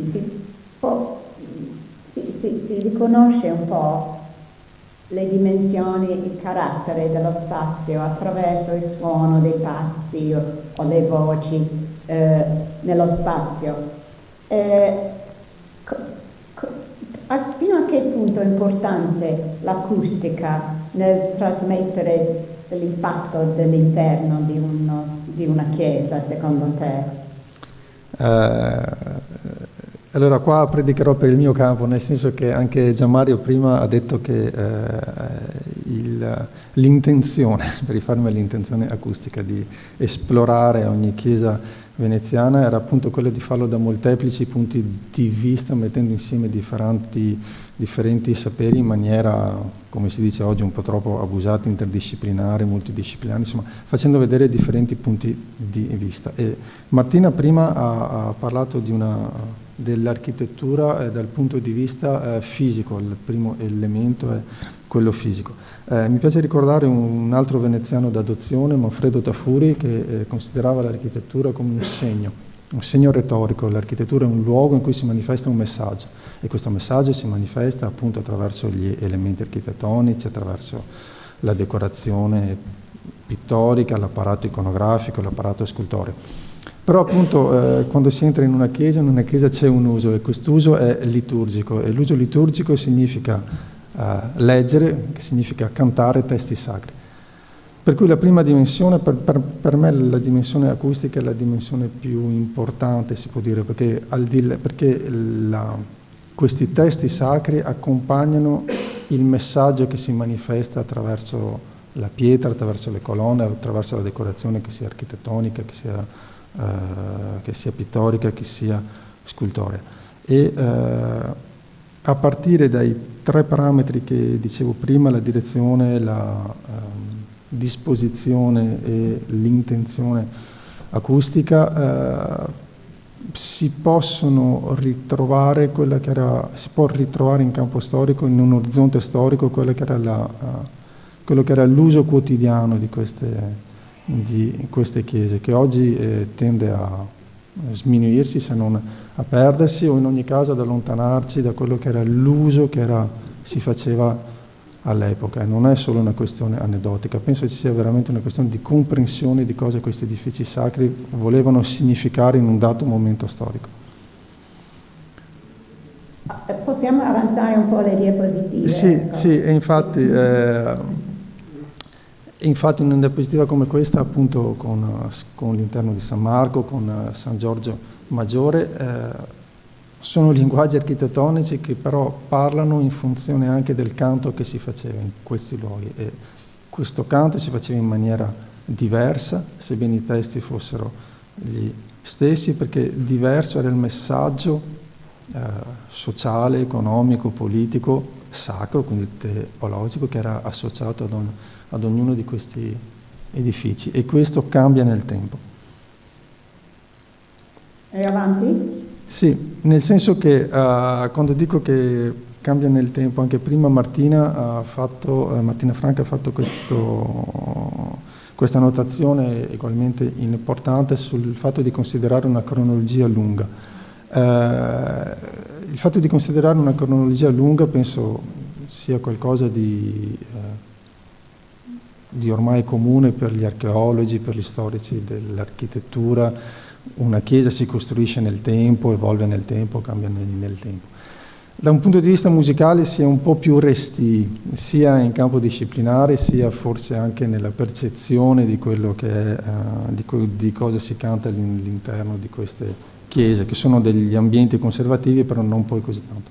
Nel senso che l'esempio classico è quello del canto gregoriano, il canto gregoriano che non ha attraversato i secoli indenne, non si cantava nel X secolo come si cantava nel XIV, come nel XV, come nel Seicento, come nel Settecento, ma non solo per gli strumenti che possano entrarci, ma perché il repertorio sacro cambia come cambia quello profano. La parola di pronunciare questi testi sacri, noi ormai la pronuncia della parola non l'avremo più, non sappiamo come era il latino di un volgare veneziano nel 400. Però il fatto che gli accenti si spostassero, che si canta il canto fermo in maniera misurata e non più, cioè con una pulsazione rispetto a quanto si presume si facesse nei secoli addietro, dove non c'era una pulsazione ma c'era piuttosto un'addizione.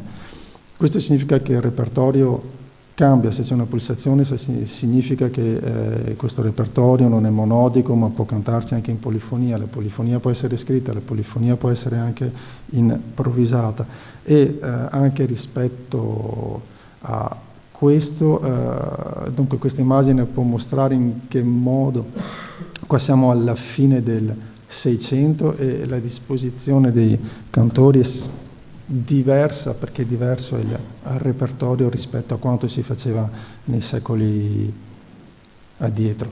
E un altro elemento credo importante sia il fatto di considerare in questi tempi lunghi alcuni momenti di frattura che comunque intervengono. Momenti di frattura che possono dare il fianco a delle generalizzazioni, che però credo siano importanti perché capitalizzano certe innovazioni o cristallizzazioni.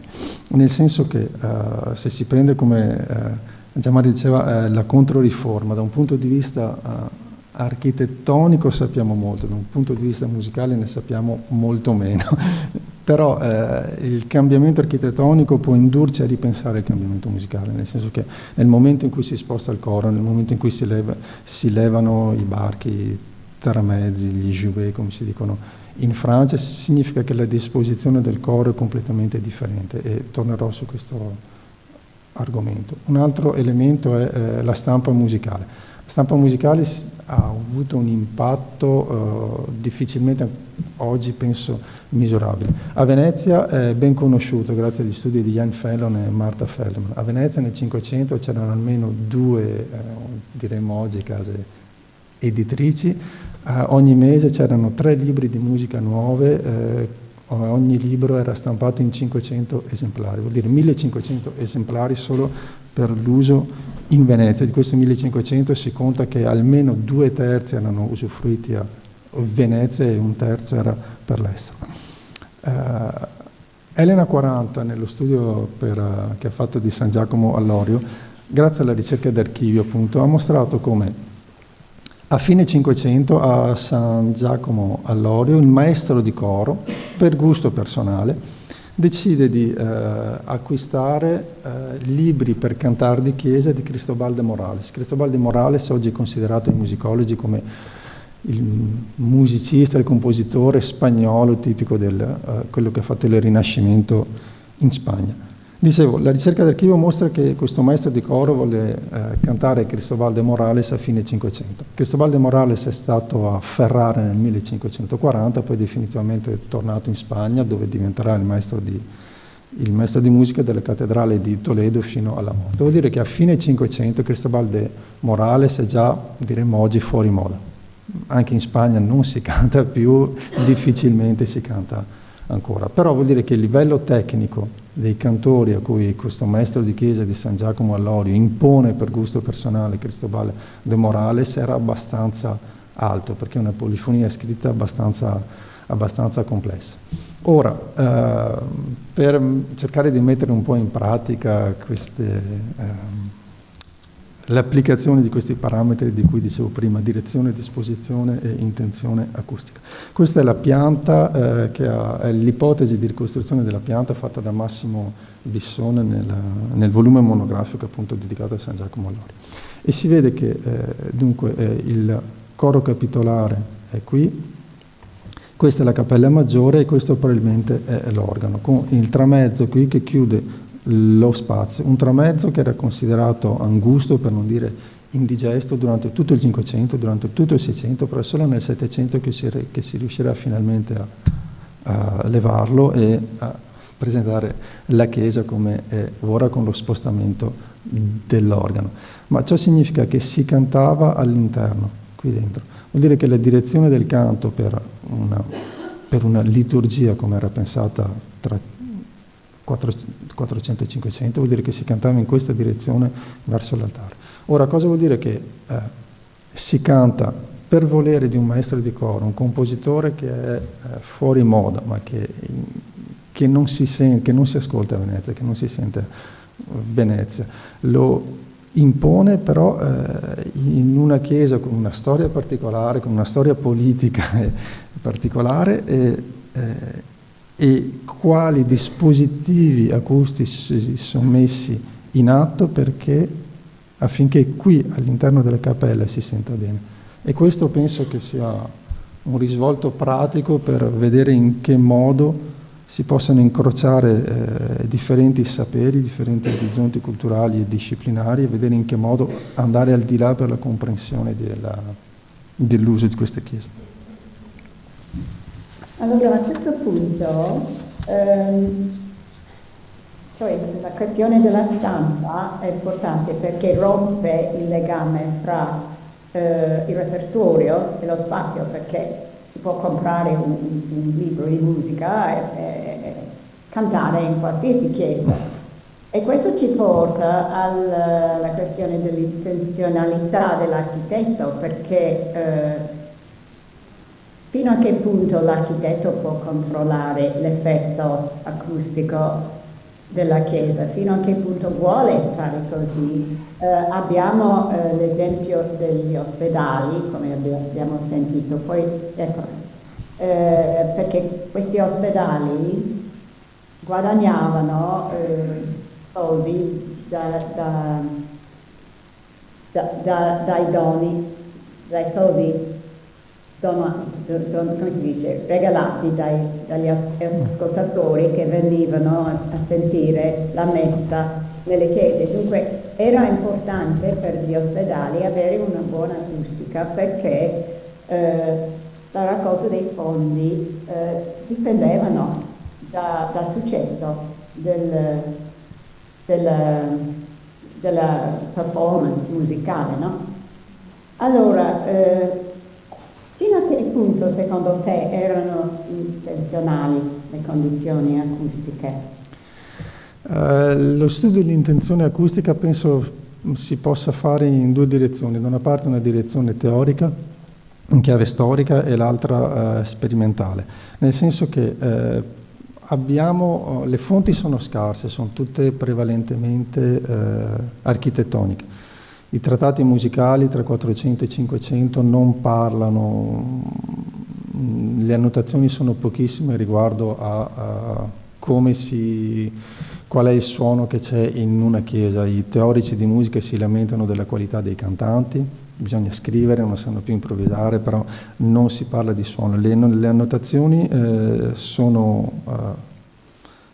presenti soprattutto nei trattati di architettura, però non sono mai state considerate in modo sistematico, nel senso che è vero che, ad esempio, per citare gli autori che sono presenti qui nello slide del PowerPoint, ci sono a volte certe divergenze, nel senso che già Leon Battista Alberti nel De Rettificatoria, dunque redatto tra il 42 e il 52, fa una distinzione tra il suono che si sente nell'uso, tra il suono che si sente sotto una volta a botta e invece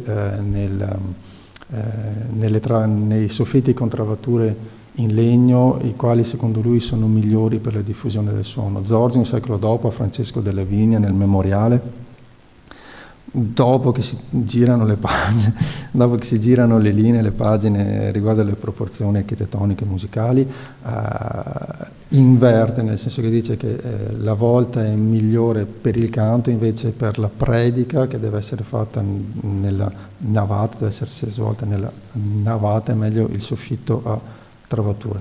Sebastiano Serlio parla delle rotondità riguardo all'Ode Cornaro che fanno risuonare meglio il suono. Poi c'è Vignola, c'è Scamozzi, e tutti questi autori si rifanno in qualche modo a Vitruvio. Penso che per lo studio dell'intenzione acustica sia fondamentale rifarsi a quello che era il pensiero acustico di questi secoli pre-scienza sperimentale, nel senso che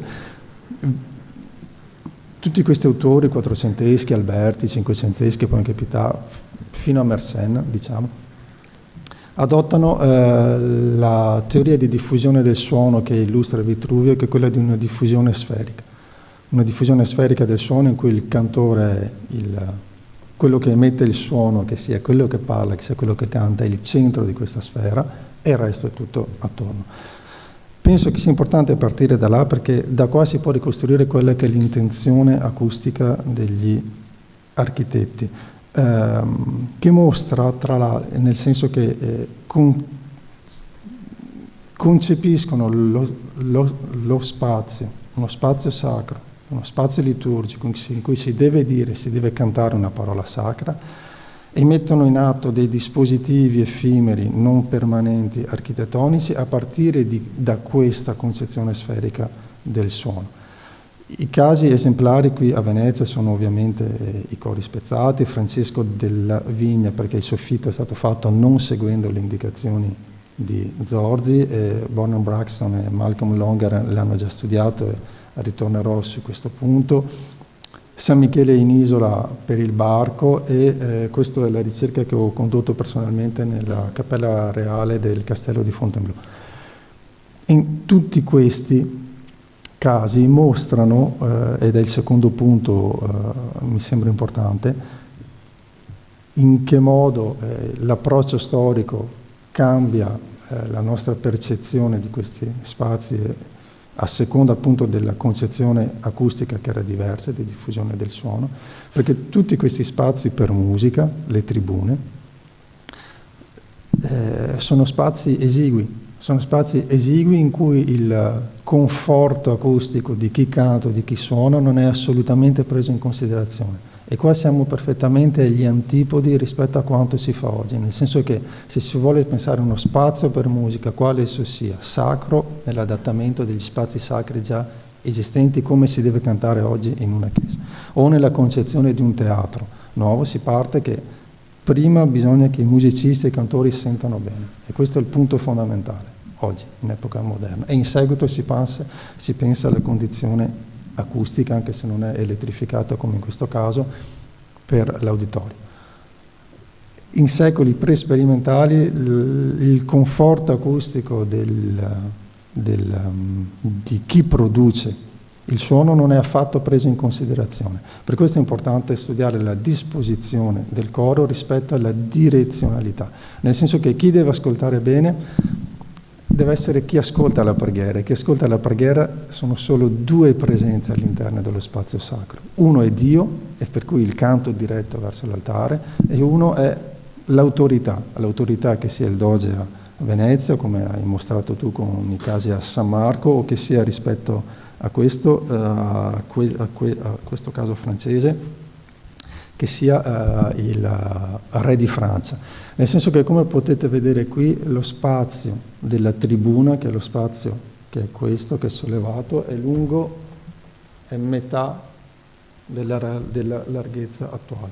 Vuol dire che i 60 musicisti di Luigi XIV si disponevano su un dispositivo effimero, come potete vedere qui, e per cui 60 musicisti che suonano su 4 piani in uno spazio che è largo al massimo 6 metri, vuol dire che qui non si sente assolutamente nulla, è una cacofonia totale.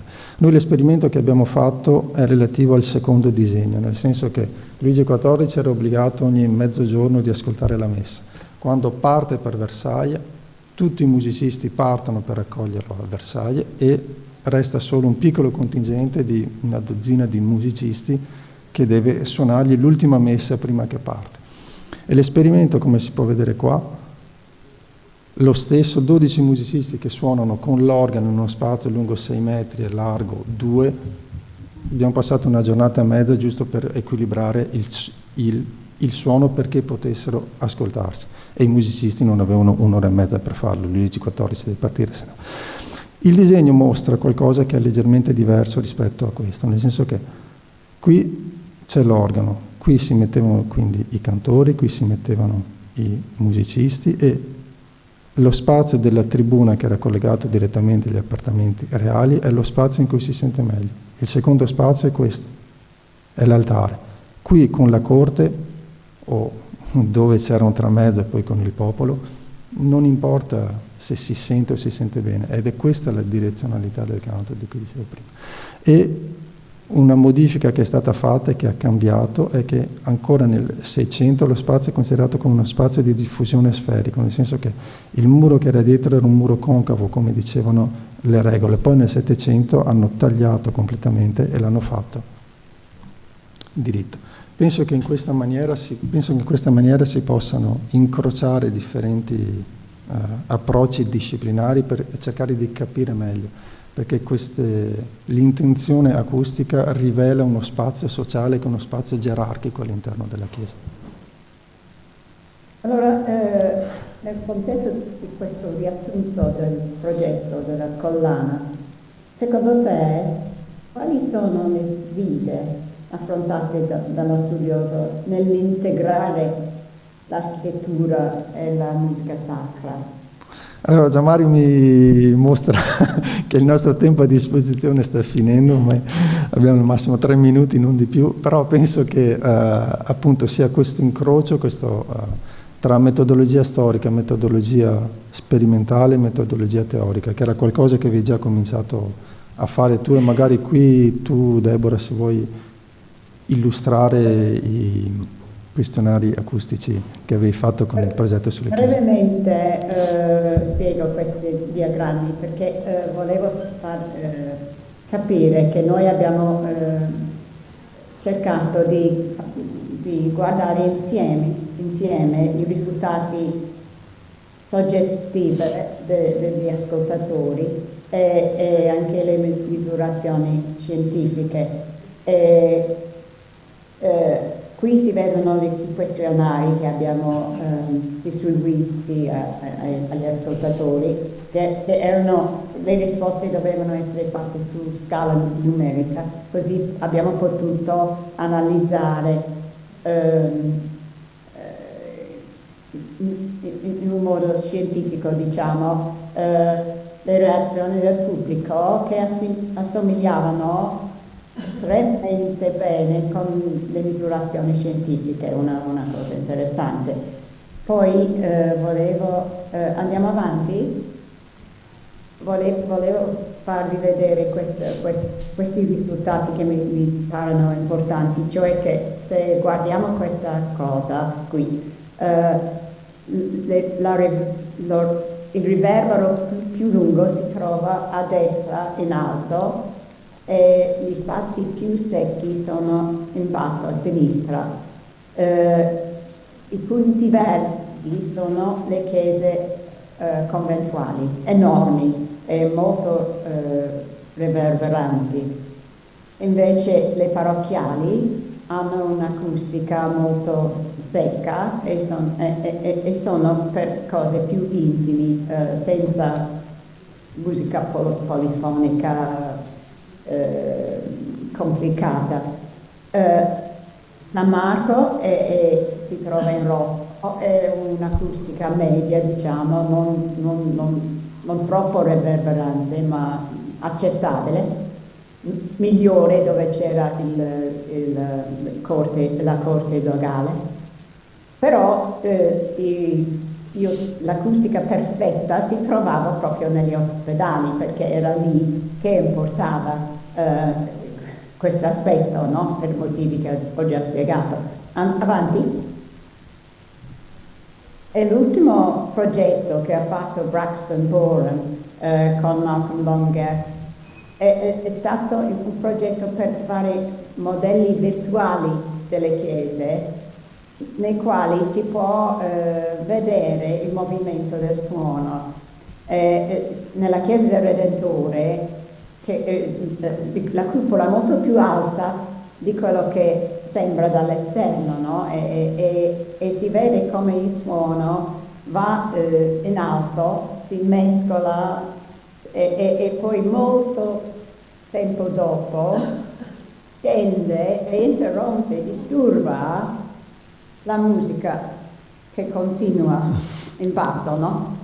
Cioè si capisce, guardando questo tipo di analisi virtuale, i motivi per le difficoltà che si trovano se si canta sotto la cupola della chiesa del Redentore.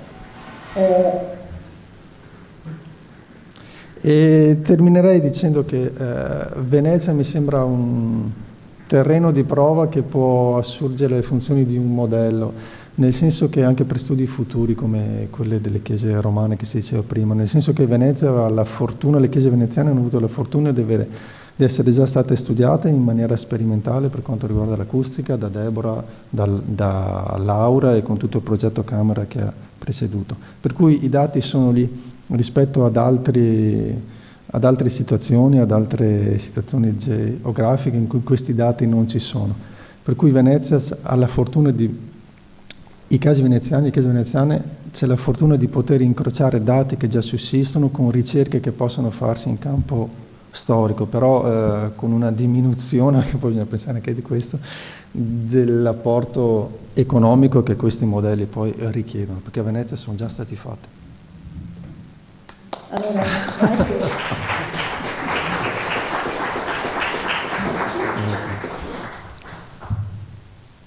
Grazie di essere venuto da così lontano per aiutarci in questa discussione. Grazie a te, Deborah. Grazie. Allora, grazie e chiamo al tavolo Bernhard Eikema e Ulrich Pfisterer.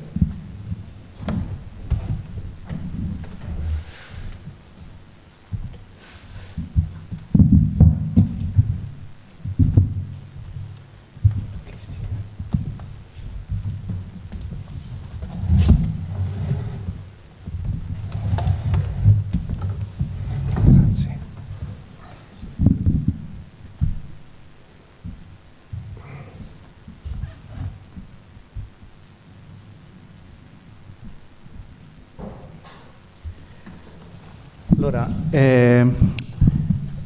qui parleremo di un aspetto che fin dall'inizio del nostro progetto è stato centrale nella nostra riflessione. Già in questi due interventi, in questi due dialoghi, abbiamo iniziato a scandagliare la stratigrafia come in una miniera, no? Dello spazio di culto. E fin da subito ci siamo resi conto che ciò che è, se vogliamo dare un senso a questa etichetta di multidisciplinarietà, prima di tutto dobbiamo fare piazza pulita del concetto di chiese come contenitori di contenuti, cioè come l'edificio e l'arredo artistico, ma in realtà come un'interazione attorno a delle funzioni, a dei rituali, a dei significati.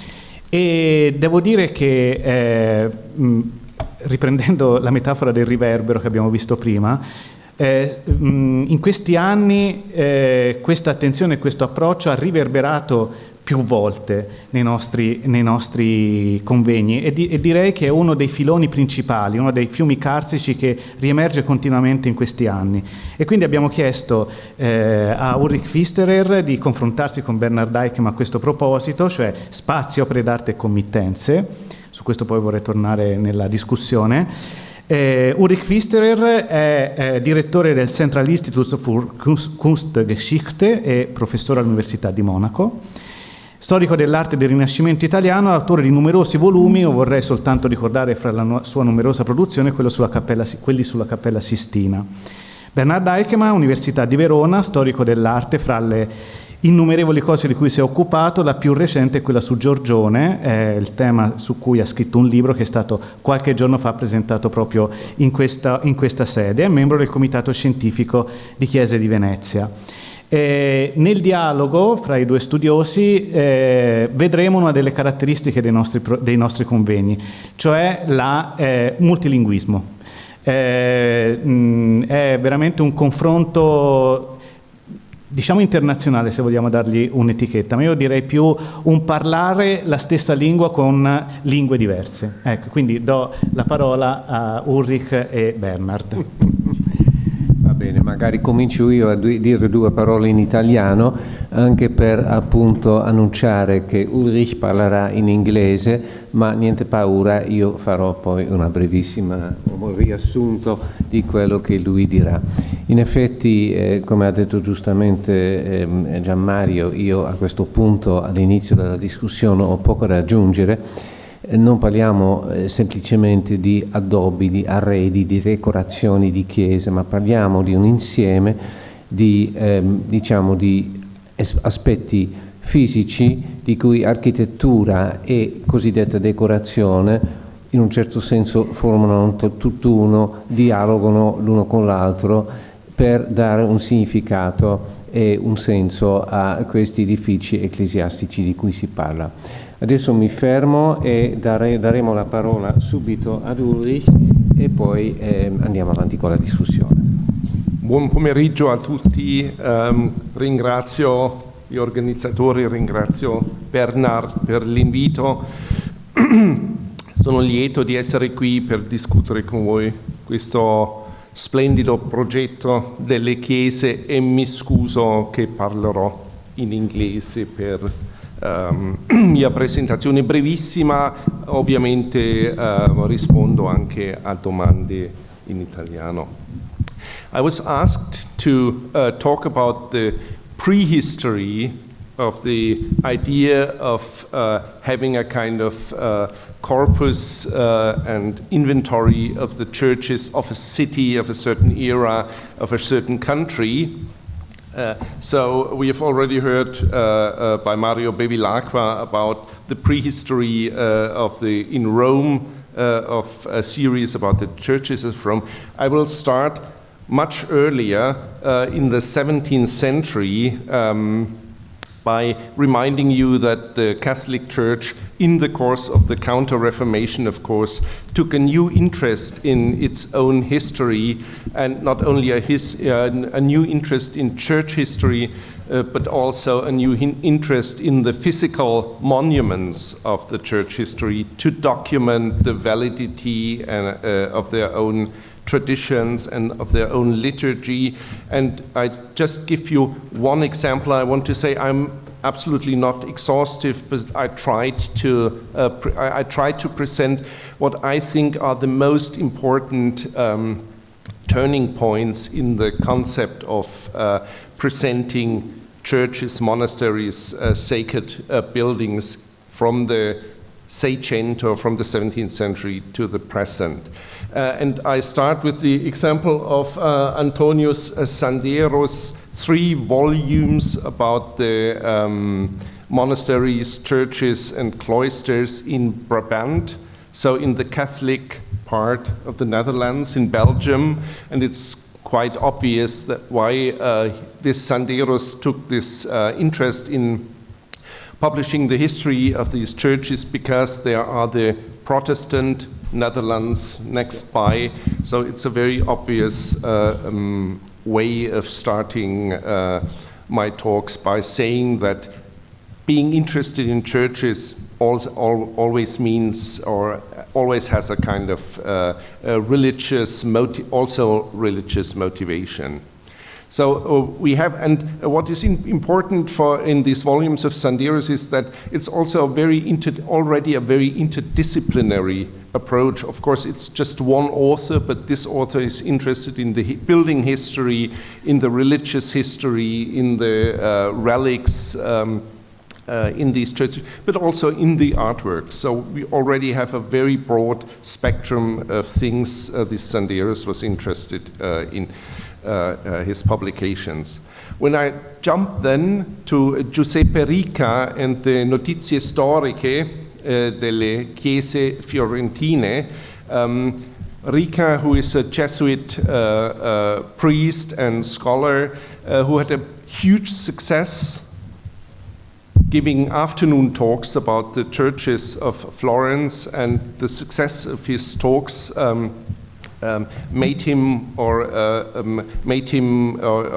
him the idea of publishing these talks in 10 volumes, which I think started in 1754 and ended a few years after his death in 62.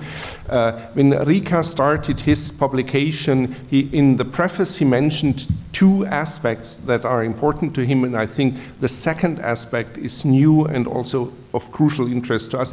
He said that he not only was interested in the cose adorabili, so in the religious aspects of the churches, but also in the cose ammirabili, which means the art historical mirabilia of the churches in Florence. Of course, he was able to include several prints, but of course the main basis of his argument is textual. However, I think Rica is, so to say, the starting point of all your and all projects that try to unite the churches of one town or one city. When I then have a jump immediately to the late 19th century and to German projects of the newly founded German Empire, founded in 1871. It's not because there would not have been a lot of publications in the meantime, but because I think that the Kunstdenkmäler and then Georg de Hio's Handbuch open up 2 new methodological approaches to dealing with the beni culturali, with the cultural monuments of a region or a country. The Kunstdenkmäler, which you see published in this huge folio formats, in these Kunstdenkmäler, the idea is to publish all the relevant art historical material in the Länder which were then united in the new German Empire, to publish all the art historical monuments in these certain eras, of course, mostly with textual descriptions, but also with accompanying images. This is an idea already on a project still ongoing in Germany, and just to give you an impression, the 2 volumes recently published on the Cathedral of Bamberg have cover something like 1,600 pages, which I mention not to say that this is a huge scientific work, but to make clear these are volumes that are extremely well researched, but these are volumes that are absolutely inaccessible for a broader public. Nobody, I think, even the person who has done the review of these volumes, even that person has immediately confessed to not have written everything in it. So that was also, that became soon clear also in Germany. It's fantastic to have these inventories, and by saying it's everything they want to publish, it's clear that they did not publish everything, but the focus was clearly on the Middle Ages and on the Renaissance, which also reminds us that these volumes, of course, had a kind of national impulse, newly established German Empire, but it was not a kind of nationalist enterprise. We also have to think about the new interest in the Middle Ages from the Romantic period onward, and we have to consider the new importance of art history as a scientific discipline. So they needed a kind of new basis for their research. So it was, these inventories are not nationalist publications. And this becomes even more clear when Georg de Hio, around 1900, came up with the idea that the value of the national monuments of the Beni Culturali should not just be buried in these huge volumes, but that there should be an accompanying publication which made things accessible to a broader public, and the idea was to publish 5 volumes that cover the whole of the German-speaking lands, and not just to publish these 5 volumes, but also to kind of give explanations and to make aesthetic judgments. So not everything is on the same level of importance, even if if an inventory publishes everything in a church, you need a kind of selection and qualitative differentiation. This is the idea of de Hio, and I think this is maybe the basic challenge for all these enterprises still today, how to balance inventorizing everything with having a focus on the more important things and making things accessible. If you think, well, this is German stuff and not relevant for the churches in Italy, I mention it because the project of Walter and Elisabeth Parz, die Kirchen von Florenz, the churches of Florence, they referred explicitly in their preface to these 2 models, the German inventories and the de Hio Handbuch. The project Die Kirchen von Florenz, that was a project developed in the 1920s in the Kunst in Florence. The initial idea was that every fellow coming from Germany should contribute to this project by writing an entry on one church, and it immediately became clear that this would not only result in a very uneven text, but also not every fellow coming from Germany was eager to invest his time, his precious time in Florence, to writing these kind of entries. So they quickly decided that there should be one person in charge, which was Walter Parz, who in the course of this work married his collaborator Elisabeth, so they became the 2 editors of these 6-volume handbook on the churches of Florence. The idea of the handbook is to present the state of research for the churches of Florence as reached at the end of the first half 20th century. And this makes us aware I think nobody would dare today to present the state of research on the churches of Florence or the churches of Rome or the churches of Venice. So this makes us aware of the acceleration of our discipline. Parts really thought, and I think his handbook worked for maybe 2 decades really as the state of research and as a quick entry into the discipline. A second aspect which is really interesting in Parts is the decision not only to describe the churches as they were in the 1930s and 40s, but also to include all the material that has been in the churches before. So it's also they also try to reconstruct the initial appearance of the churches, even if then the Madonna by Raphael or the sculpture by Michelangelo has then moved away to a museum or to another place. So it's not just an inventory of presenting things, but it already includes a huge reconstruction aspect. When I put Walter Bukowiecki's Handbuch der Kirchen Rom, it's of course not to say that there has not been a huge tradition of Italian publications, and we have already heard about them. I put Bukowiecki because he, in his preface, explicitly refers to the project by Parts, and Bukowiecki, in his introduction, also explicitly says that this research in Rome and Florence is so different that he does not dare to give the state of research, but that he just wants to present what he thinks he can bring together at this point. And as we have heard, the last volume published until now is by 1997, so it's clear that I would say it's impossible to do this kind of work on the churches of Rome.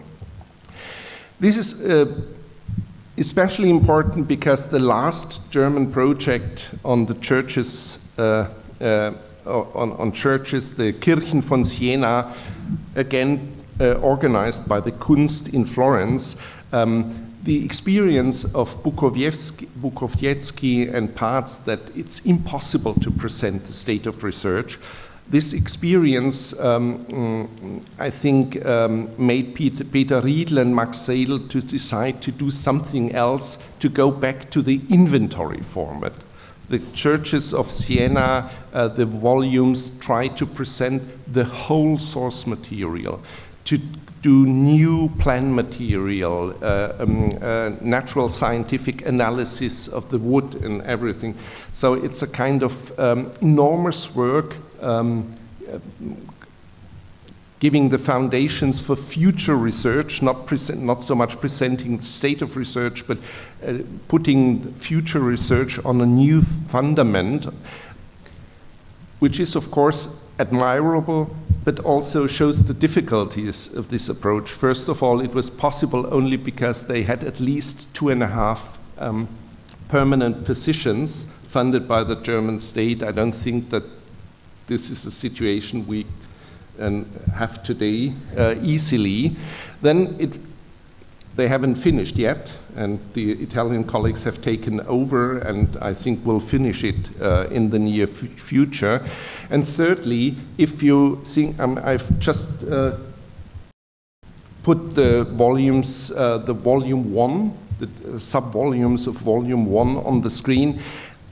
These volumes have completely given up the idea of being accessible to a larger public, and these volumes, I think, are not accessible at all. You really need days and weeks if you want to study a church, which is, of course, in theory, the way research should be done.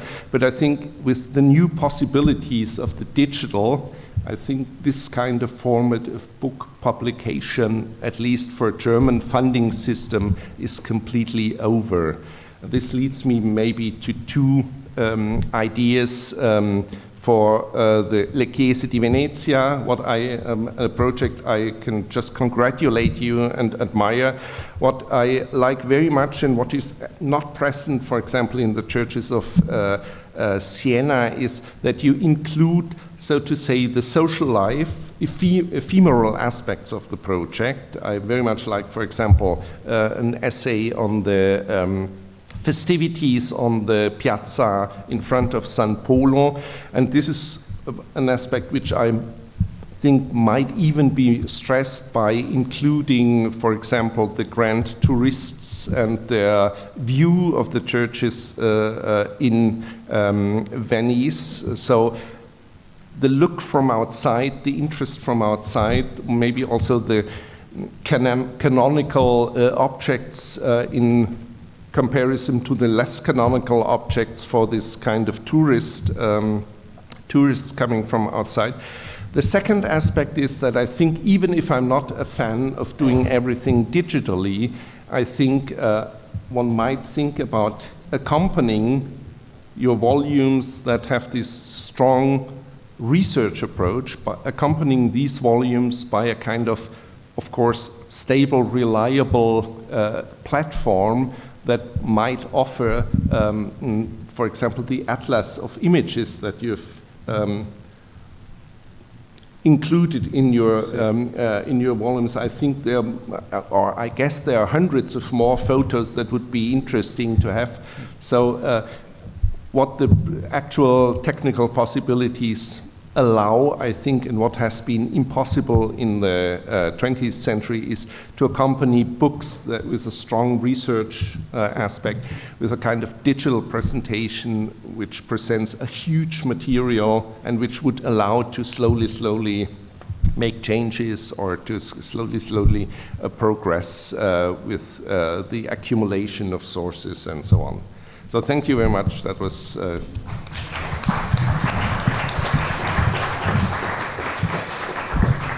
Ecco, grazie Ulrich. Cercherò di riassumere un ricchissimo intervento con tantissime indicazioni, con tantissimi nomi anche fatti e analisi. Cercherò appunto di riassumere brevissimamente quello che Ulrich ci ha detto. Parliamo allora di una sorta di overview, una sorta di panoramica dei vari progetti nelle chiese italiane, nelle città italiane, per catalogare in una maniera più o meno sistematica le chiese, gli edifici ecclesiastici. E giustamente Ulrich ha ricordato che il periodo della Controriforma vede nascere un rinnovo di interesse nella storia, nella propria tradizione della Chiesa, non solo come concetto astratto teorico, ma anche fattualmente negli edifici, in quello che sono appunto le manifestazioni visive, concrete, materiali della Chiesa. E insomma, tralasciando adesso qualche esempio anche precoce, seicentesco, in cui già si vede una certa, fra virgolette, interdisciplinarietà, per usare un'altra volta questa parola che dovremmo forse piuttosto evitare, perché ormai è usato troppe volte. Comunque lo vediamo già nel Seicento, mentre invece un esempio direi molto precoce e una sorta di esempio madre di questo approccio sono i 10 volumi di Giuseppe Rica, che per la prima volta nel Settecento illustrano, fanno l'inventario delle chiese fiorentine, in cui per la prima volta, e questa è una cosa di cui non mi ero reso conto, ma è una bella notizia da un po' da masticare, Rica fa una sorta di suddivisione o fa comunque prende in considerazione due aspetti, quello dell'adorabilità, cioè l'oggetto visivo che va adorato, che va venerato, che ha un ruolo specificamente devozionale, teologico se vogliamo, ma anche viceversa l'oggetto che può avere un valore ammirabile, storico-artistica, estetico se vogliamo, in un certo senso. Questa è una cosa direi importante. E poi siamo appunto passati alla situazione tedesca, perché piaccia o no, ma è un dato di fatto che dalla seconda metà dell'Ottocento è soprattutto la storia dell'arte tedesca che ha preso il sopravvento, che ha che ha preso in mano i vari progetti e le varie possibilità anche di progetto di inventariare non solo le chiese italiane ma inizialmente soprattutto quelle tedesche. Dopo 1871, no, l'impero tedesco che nasce e che vuole appunto manifestarsi in tutti i sensi sulla piazza europea, vediamo che soprattutto grazie a Georg Deio, uno storico dell'arte tedesco, che praticamente ha dedicato la vita alla inventarizzazione dei vari paesaggi artistici tedeschi, anche in un certo senso per dare una identità culturale e artistica a quella nuova, fra virgolette, Germania. Lui allora comincia con questa grande serie dei Kunstdenkmäler, i monumenti artistici, che sono dei volumi enormi, un po' inaccessibili, non solo per quello che hai detto tu giustamente, per diciamo la densità del materiale, ma anche per il prezzo, perché sono volumi che hanno anche un prezzo che per un normale pubblico è assolutamente irraggiungibile, e per questo motivo lo stesso autore poi ha in un certo senso ha trasformato questi volumi in volumi più accessibili per un pubblico anche più ampio, ed è questo un po' un problema che Ulrich ha giustamente detto. Io appunto elaboro un attimo su questo, ed è un po' l'equilibrio che è anche un nostro problema di produrre dei libri che sono da una parte libri per specialisti, scritti da specialisti, ma dall'altra parte anche volumi che vogliono dare una sorta di piattaforma, un trampolino anche per un pubblico interessato, un pubblico dell'Ateneo Veneto, diciamo la verità, e questo è un po' il punto, no? E anche noi abbiamo, Gianmario, abbiamo fin dall'inizio, perché noi fin dall'inizio abbiamo parlato di questi problemi, abbiamo fin dall'inizio proprio cercato di risolvere queste problematiche per finire un po' il riassunto di quello che ha detto Ulrich, rimanendo sempre con gli studiosi e i progetti tedeschi. Per quel che riguarda l'Italia va nominato subito il grande progetto sulle chiese di Firenze, che è un progetto degli anni 20 del Novecento, un progetto avviato dal Kunsthistorisches Institut di Firenze, che è uno dei, come voi ben sapete, uno dei grandi centri tuttora della ricerca di storia dell'arte in Italia e per l'arte italiana. Un progetto che inizialmente, ed è anche molto bella come idea ma un po' utopistica, veniva vista come un progetto in cui ogni stipendiato che veniva dalla Germania doveva partecipare, magari scrivendo un volume o parte di un volume di queste infinite chiese fiorentine, cosa che ovviamente non ha funzionato, e quindi un giovane talentuoso storico dell'arte, Walter Patz, è stato a un certo punto ha avuto l'incarico invece di prendere in mano la situazione e di fare questo lavoro praticamente, che è una cosa mastodontica. Ancora devo dire, ancora oggi mi meraviglio che neanche in tantissimi anni Patz con la moglie, futura moglie, poi moglie Elisabeth, è riuscito a fare questo progetto, che è un progetto che cerca appunto, un po' positivistico in questo senso, cerca appunto dare un inventario completo di queste chiese, non solo, ma cerca anche di ricostruire lo stato originale, cioè opere d'arte che sono magari sparite, che sono trasportate in un altro posto, eccetera, eccetera. Cosa che poi, in un certo senso, ma in una maniera diversa, un approccio, direi, come hai detto tu giustamente, è diversa, però riprende molto da Patz, è quello appunto delle chiese di Siena, un altro mastodontico progetto del Kunsthistorisches di Firenze, che è stato avviato da Riedel e Max Seidel, due studiosi tedeschi. Seidel è stato poi direttore anche dell'istituto a Firenze, Le Kirchen von Siena, le chiese di Siena. Un progetto che, io devo dire, l'ho seguito anche come te, da vicino molto, e detto fra di noi, è un progetto troppo mastodontico, e si capiva che nella forma, non è vero, in cui è stato proprio lanciato e realizzato per i primi volumi al Germanico, non poteva funzionare. L'idea era in effetti di non tanto di riassumere gli studi esistenti e dare una sorta di scatola chiusa, ma invece di aprire una scatola tramite appunto la pubblicazione delle fonti visive e letterarie, tutto quello che c'è, documentarie, che c'è da trovare su queste chiese. Se pensiamo che c'è un mastodontico volume sul Duomo di Siena, potete immaginare che roba che è. Insomma, sono lavori che non finiscono mai, e magari sentiamo dal nostro collega sienese cosa i sienesi, magari nella discussione, come loro adesso hanno ripreso questo progetto, e magari anche discutendo con noi e misurandosi con noi.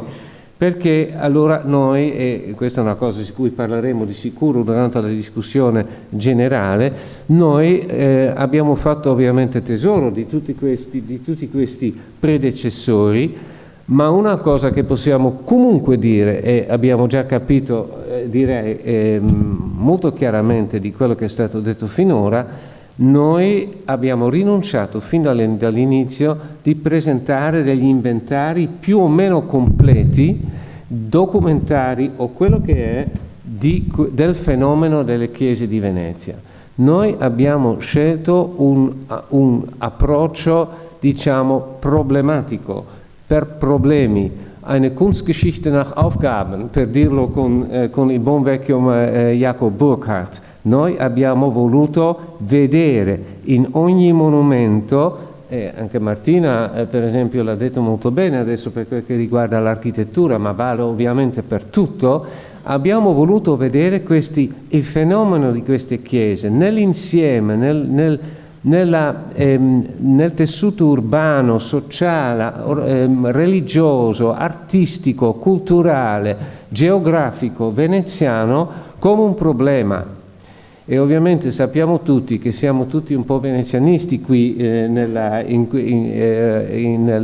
qui adesso nella sala. Sappiamo bene come Venezia funziona comunque come una sorta di microcosmo, una sorta di laboratorio in cui si possono illustrare tanti problemi fondamentali di storia dell'arte, di storia sociale, di storia religiosa, sur place quasi, no? Con casi molto concreti. E questo è un po' la nostra idea. Per finire il discorso di Ulrich, lui guardando appunto il nostro progetto fa due raccomandazioni, diciamo così, o comunque raccomandazioni è forse un po' troppo forte, ma comunque ha fatto due proposte. Ha detto, prima di tutto, una cosa molto interessante e anche su questo abbiamo un po' parlando della musica, no? Perché anche questo è un effetto effimero, cioè quali sono gli aspetti, effetti e contesti effimeri, non solo quello che si vede concretamente che è rimasto nei secoli, ma anche quelli che erano i momenti in cui la Chiesa assume un altro valore, assume un valore diciamo in più, che si vede con appunto performances musicali, ma anche festività, processioni e quant'altro che abbiamo anche visto. L'altra cosa che Ulrich ha suggerito è quello che, ed è quasi inevitabile perché in effetti ne dobbiamo pensare, è come gestire questo ricchissimo materiale. Da una parte abbiamo i libri che sono allora risultati cartacei che rimangono nei secoli, comunque rimangono, ma dall'altra parte c'è molto materiale e vedo Francesco Turio qui in aula che ha fatto queste magnifiche campagne fotografiche, che è materiale che sarebbe bellissimo di metterlo appunto online e accompagnarlo no? con i nostri volumi, così di avere anche una sorta di database iconografica che rimane.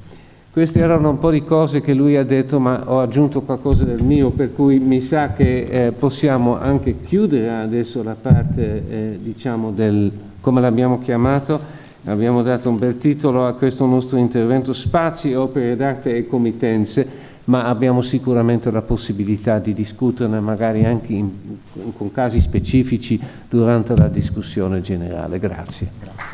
Grazie. Chiamo Davis Valenti, Mathieu Lourd.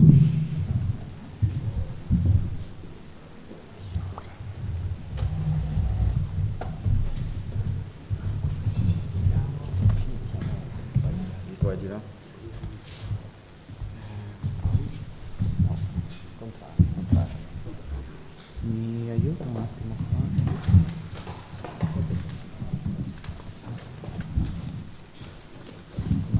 Che ve lo recupero.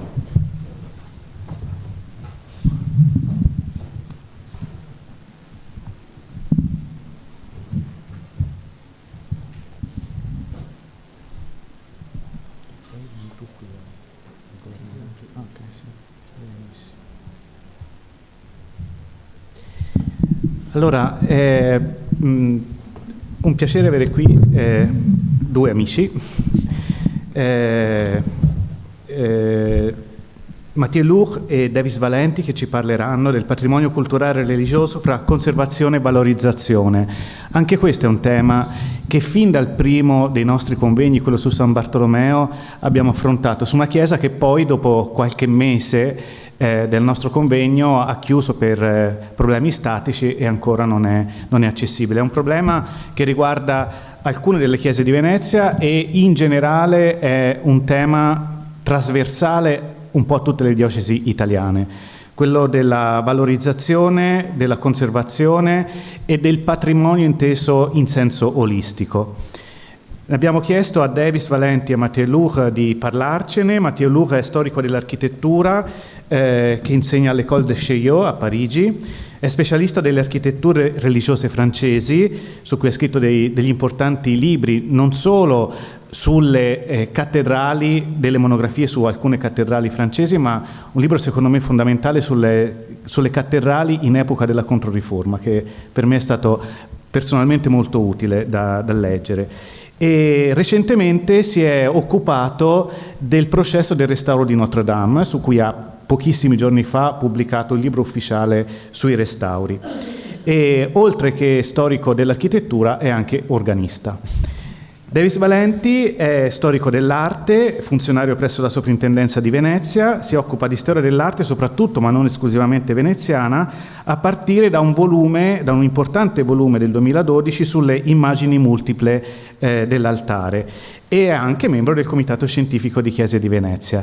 Quindi si confronteranno appunto su questo tema da due punti di vista diversi, ma penso in modo utile per contribuire al nostro dialogo. Chi vuole venire qua? Tu? Vicino qua. Allora, buonasera a tutti. Il nostro contributo credo che rispetto agli altri sia molto calato nel presente, ma è un presente che ci aiuta anche a riflettere sul passato, perché alcuni temi che sono stati trattati, l'architettura, la gestione dello spazio, l'evoluzione, le trasformazioni, i cambiamenti d'uso e il rapporto di questi edifici con la comunità di laici e religiosi sono temi che appunto ritornano anche nelle riflessioni sul presente. Io, al contrario di chi mi ha preceduto, sono membro del comitato scientifico, ma sono un nuovo arrivo, diciamo, relativamente nuovo, da circa 3 anni. Quindi non sono testimone della nascita del progetto, però sono testimone del fatto che questo è un progetto che continua con estrema coerenza e forse anche ampliando i campi di indagine. Ecco, quindi sono molto felice parte. Sono felice di farne parte anche come funzionario della soprintendenza che, come sappiamo, ha il compito, la funzione principale di tutela del patrimonio culturale, quindi anche di quello religioso, ma anche perché poi la soprintendenza, cioè ciò che ha fatto la soprintendenza nel tempo, gli uffici che diciamo avevano la competenza e oggi ha la soprintendenza, sono anche oggetto di studio nei convegni e quindi nei volumi delle chiese di Venezia. E questo anche mi rende molto felice, perché, come si diceva anche ieri alla presentazione del primo volume del nostro periodico della soprintendenza, abbiamo degli archivi molto, molto importanti che sì, non sono da tutti, diciamo, conosciuti, e invece hanno trovato in numerosi volumi di questa collana la possibilità di essere esplorati, e anche con appunto informazioni e notizie storiche importanti.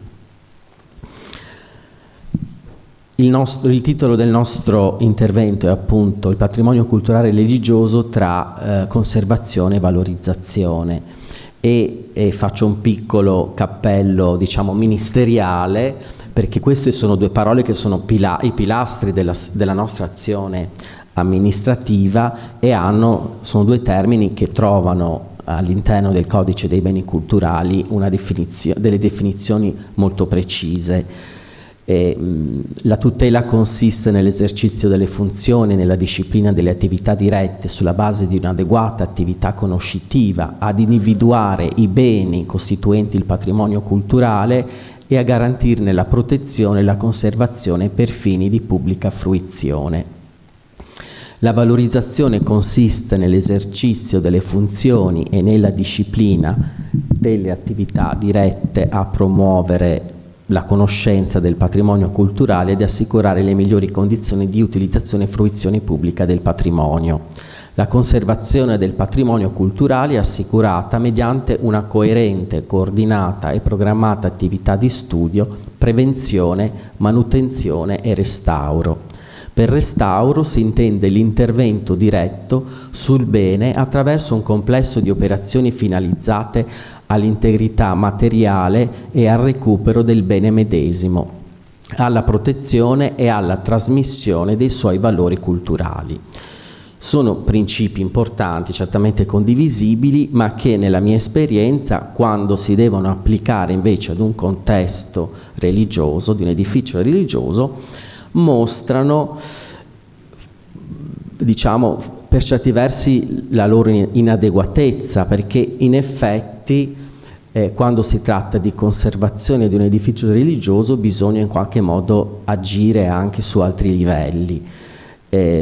Si parla di valori culturali che vanno protetti e trasmessi e vanno chiaramente individuati, ma oltre che di valori culturali io parlerei, nel caso della conservazione delle chiese, anche di valori cultuali.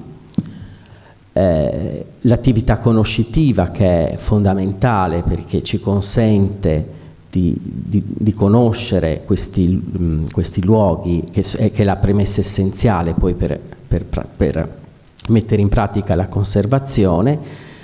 La valorizzazione, che sì, in qualche modo include la fruizione, ma questo è un concetto, quello della fruizione, che per le chiese si declina in modo particolare, perché la fruizione va anche collegata alla comunità dei fedeli, di religiosi e di laici, e quindi qui nasce anche tutto il procedimento, il processo di confronto che la soprintendenza deve avere quando deve agire in questi contesti, perché deve confrontarsi con la proprietà, che è tendenzialmente ecclesiastica, che mette sul piatto anche dei problemi che non sono meramente conservativi, ma sono anche quelli di fruizione liturgica, e quindi la soprintendenza deve anche dare questo tipo di risposte, cioè non può pensare a un tipo di conservazione statica, ma deve anche pensare a un tipo di conservazione che in qualche modo sia fluida,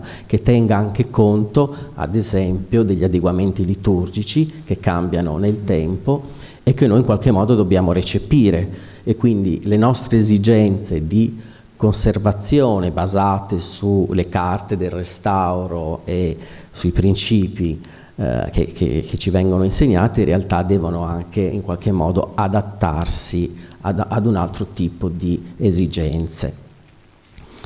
E proprio alla luce di queste, diciamo, considerazioni preliminari chiedo a Mathieu, che ha appunto una grande esperienza di studi storici, anche proprio come diceva Gianmario, proprio in particolare anche proprio sull'adeguamento liturgico nelle chiese nell'età della Controriforma, però questo suo approccio storico l'ho anche applicato invece a contesti molto più vicini a noi da un punto di vista temporale, portando delle riflessioni che credo siano molto utili anche per riflettere sull'utilizzo e sul significato delle chiese nel passato. Grazie Davis, infatti è appunto questo che nel nostro lavoro di conservazione, di restauro, deve entrare proprio in considerazione. Cioè, la prima cosa è il destino del monumento, proprio del monumento in sé, quanto edificio, esempio di architettura.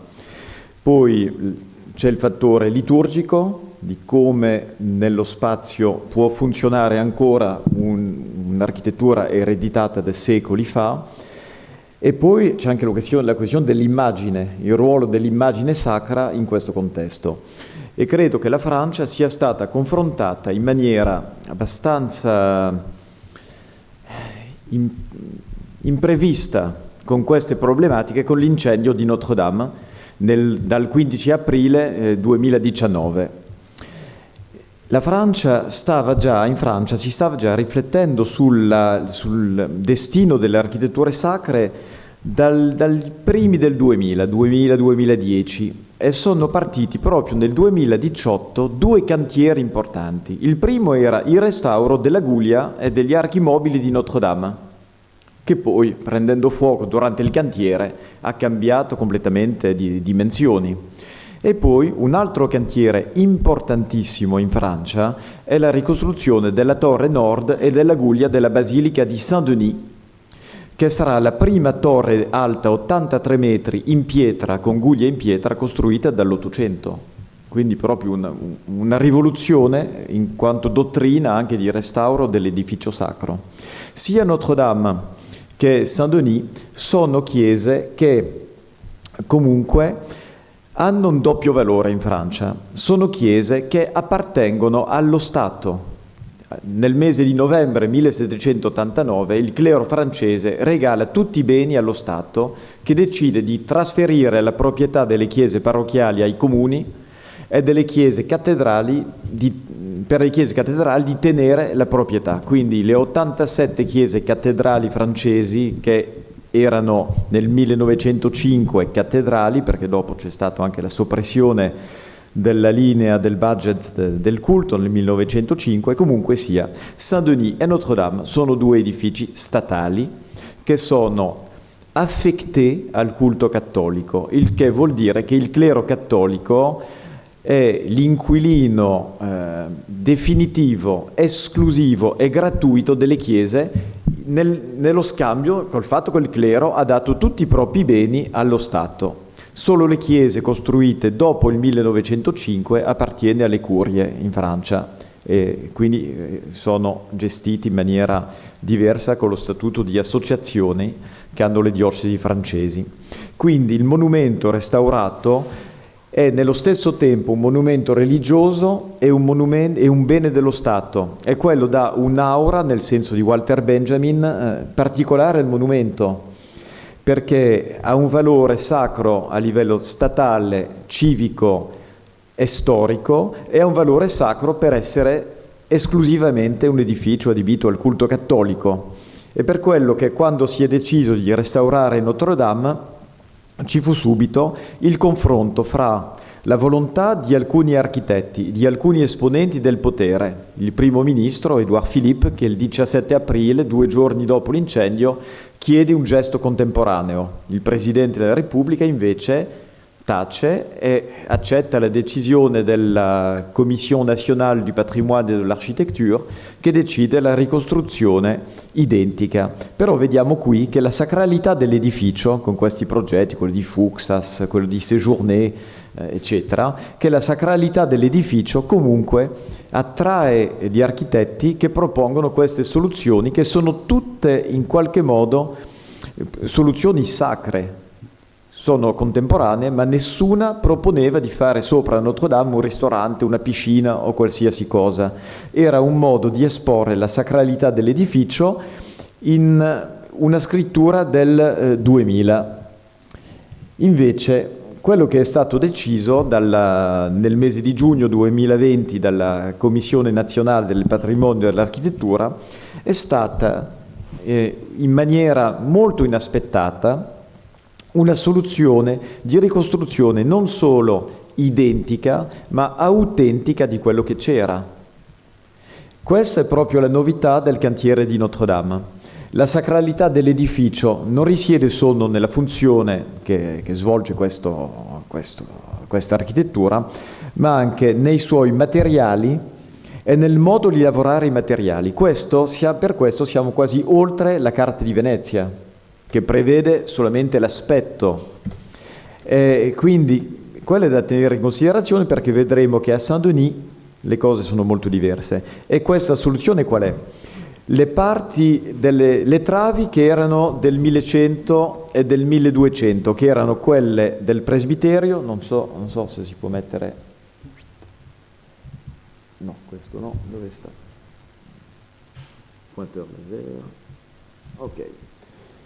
Queste qua e queste qua erano le parti delle travi che erano del 1100-1200, 1100 qua ricomposte nel 1200, rimontate, questo proprio 1200. Queste parti sono state restaurate usando delle asce che sono imitazioni di asce medievali, per far vedere che il legno era lavorato con le asce prima. Invece la parte rossa al centro è tutta la parte di Viollet-le-Duc, 1858-59, tutta questa parte è stata rifatta con legno segato, con tecniche industriali. Quindi un archeologo fra 2 secoli potrà capire quale legno del 2023 ha sostituito un legno del Medioevo, quale legno ha sostituito il legno dell'Ottocento, anche proprio il montaggio del legno. Questo è un modo di rispettare quasi la sacralità del materiale, la sacralità del lavoro, la sacralità del passato. E c'è anche un motivo architettonico, che il peso di queste travi di legno è uguale al peso delle travi di legno che sostituisce, quindi il peso sul monumento è uguale, non c'è bisogno di chiavi di metallo, di tiranti di metallo per riabbinare il peso. Quindi si è riscoperto che la materialità dell'edificio contribuisce comunque alla sua salvaguardia. E lì scopriamo veramente una grande novità, che vediamo pure nella ricostruzione della Guglia, cioè è tutto identico, è tutto autentico, ma è tutto chiaramente del XXI secolo, perché questa è una dottrina nostra che non sarebbe stata quella usata nell'Ottocento. Nell'Ottocento Viollet-le-Duc non ha usato legno lavorato come nel Medioevo, ha usato legno moderno per una guglia che comunque voleva esprimere un ideale di quello che il Medioevo avrebbe potuto fare. Non ha rifatto la guglia come era prima della Rivoluzione francese, ne ha inventato un'altra, gotica. E anche noi abbiamo avuto comunque questa conformità del gotico. E vedete qua la lavorazione in basso a destra con l'ascia rifatta non so come si chiama in italiano l'artigiano che fabbrica le asce, in francese si chiama le taillandier, in italiano un fabbro, sì, ma un fabbro specializzato, il taillandier, che lavorava le cose che tagliavano. Ok, comunque loro hanno lavorato, e vedete qua anche una parte di legno dell'800, cioè rifatto a modo 800 con i buloni qua, ad esempio. Per la pietra, per il sasso, anche lì si ponevano delle questioni importanti. nel senso che la volta della croce del transetto a Notre-Dame è sempre stata la volta più debole dell'edificio. Uno, perché la geometria non è perfetta in quel momento, è leggermente spostata verso nord, e due, perché è l'unica volta con 4 parti. Le altre volte di Notre-Dame sono a 6 parti, quindi sono comunque tenute al centro con archi di rinforzo, e questa volta già nel 500 c'era un progetto di ricostruzione. Nel 700 è stata quasi completamente rifatta, infatti quegli angeli che vedete che sono nuovi sostituiscono angeli del 700. Nel 1728 l'architetto Boffrand, su ordine di Monsignore di Noailles, arcivescovo di Parigi, rifà questa volta, mettendo a posto la pietra in letti di pietra che sono paralleli agli archi principali. Viollet-le-Duc mantiene questa struttura del Settecento, consolidandola e facendo in modo che la guglia pesasse di meno di sopra. Questa volta è crollata completamente nella notte dopo l'incendio. Pascal Prunet, l'architetto che è stato delegato da Philippe Villeneuve per la questione delle volte, ha deciso non di ripristinare l'ultimo stato della volta, cioè lo stato settecentesco rispettato da Viollet-le-Duc, ma di immaginare uno stato medievale con le pietre messe in questa direzione per avere più coerenza con le parti salvate della volta principale. Quindi lì si è inventato un medioevo quando Viollet-le-Duc aveva rispettato un gotico del Settecento.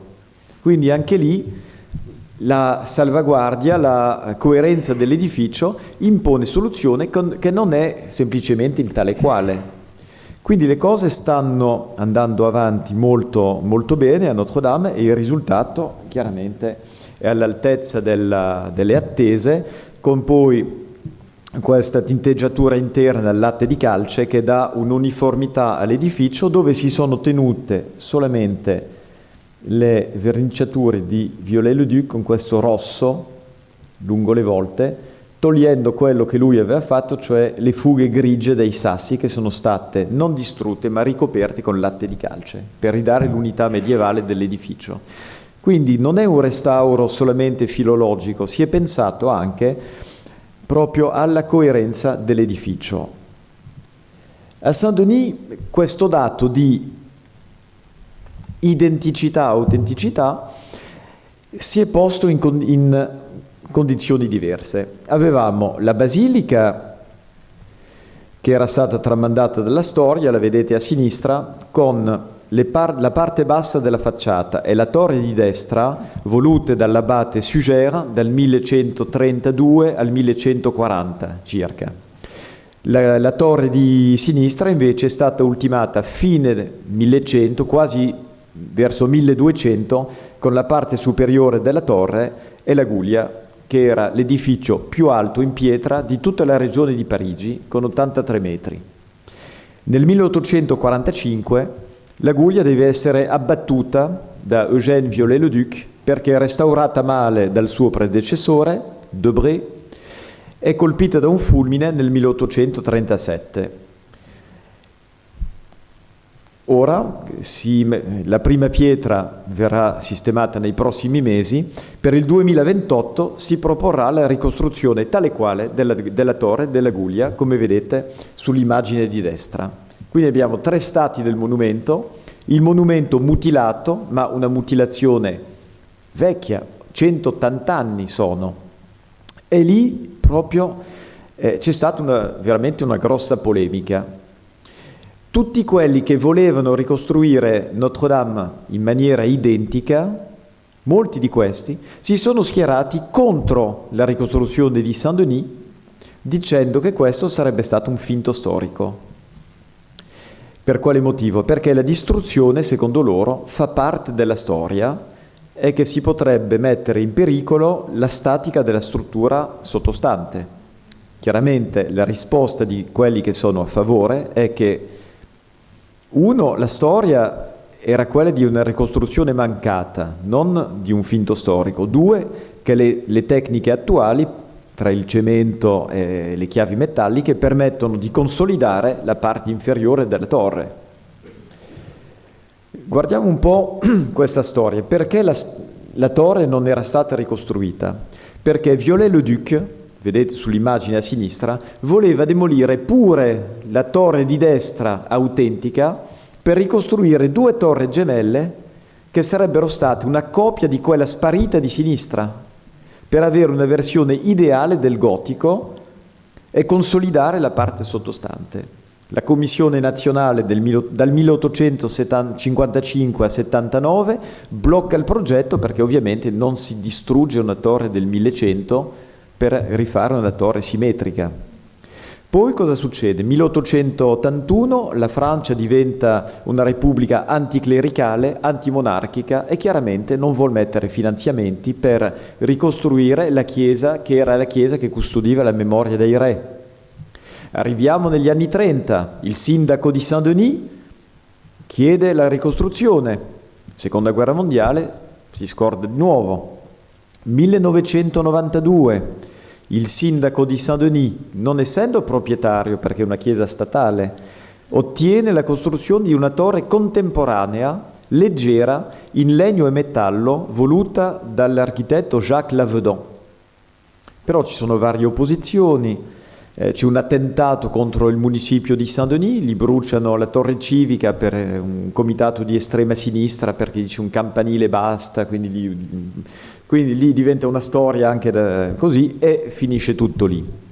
Nel 2017 nel 2016 riparte tutto con la volontà del Presidente della Repubblica François Hollande di dare una dignità territoriale particolare a Saint-Denis, che ora è una città comunque molto degradata, molto povera e alle porte di Parigi. E lì si trova una soluzione molto particolare. Un'associazione con l'accordo dello Stato dirige il cantiere, trova i finanziamenti, facendo fare i lavori dagli architetti dei monumenti storici, des architectes en chef des monuments historiques.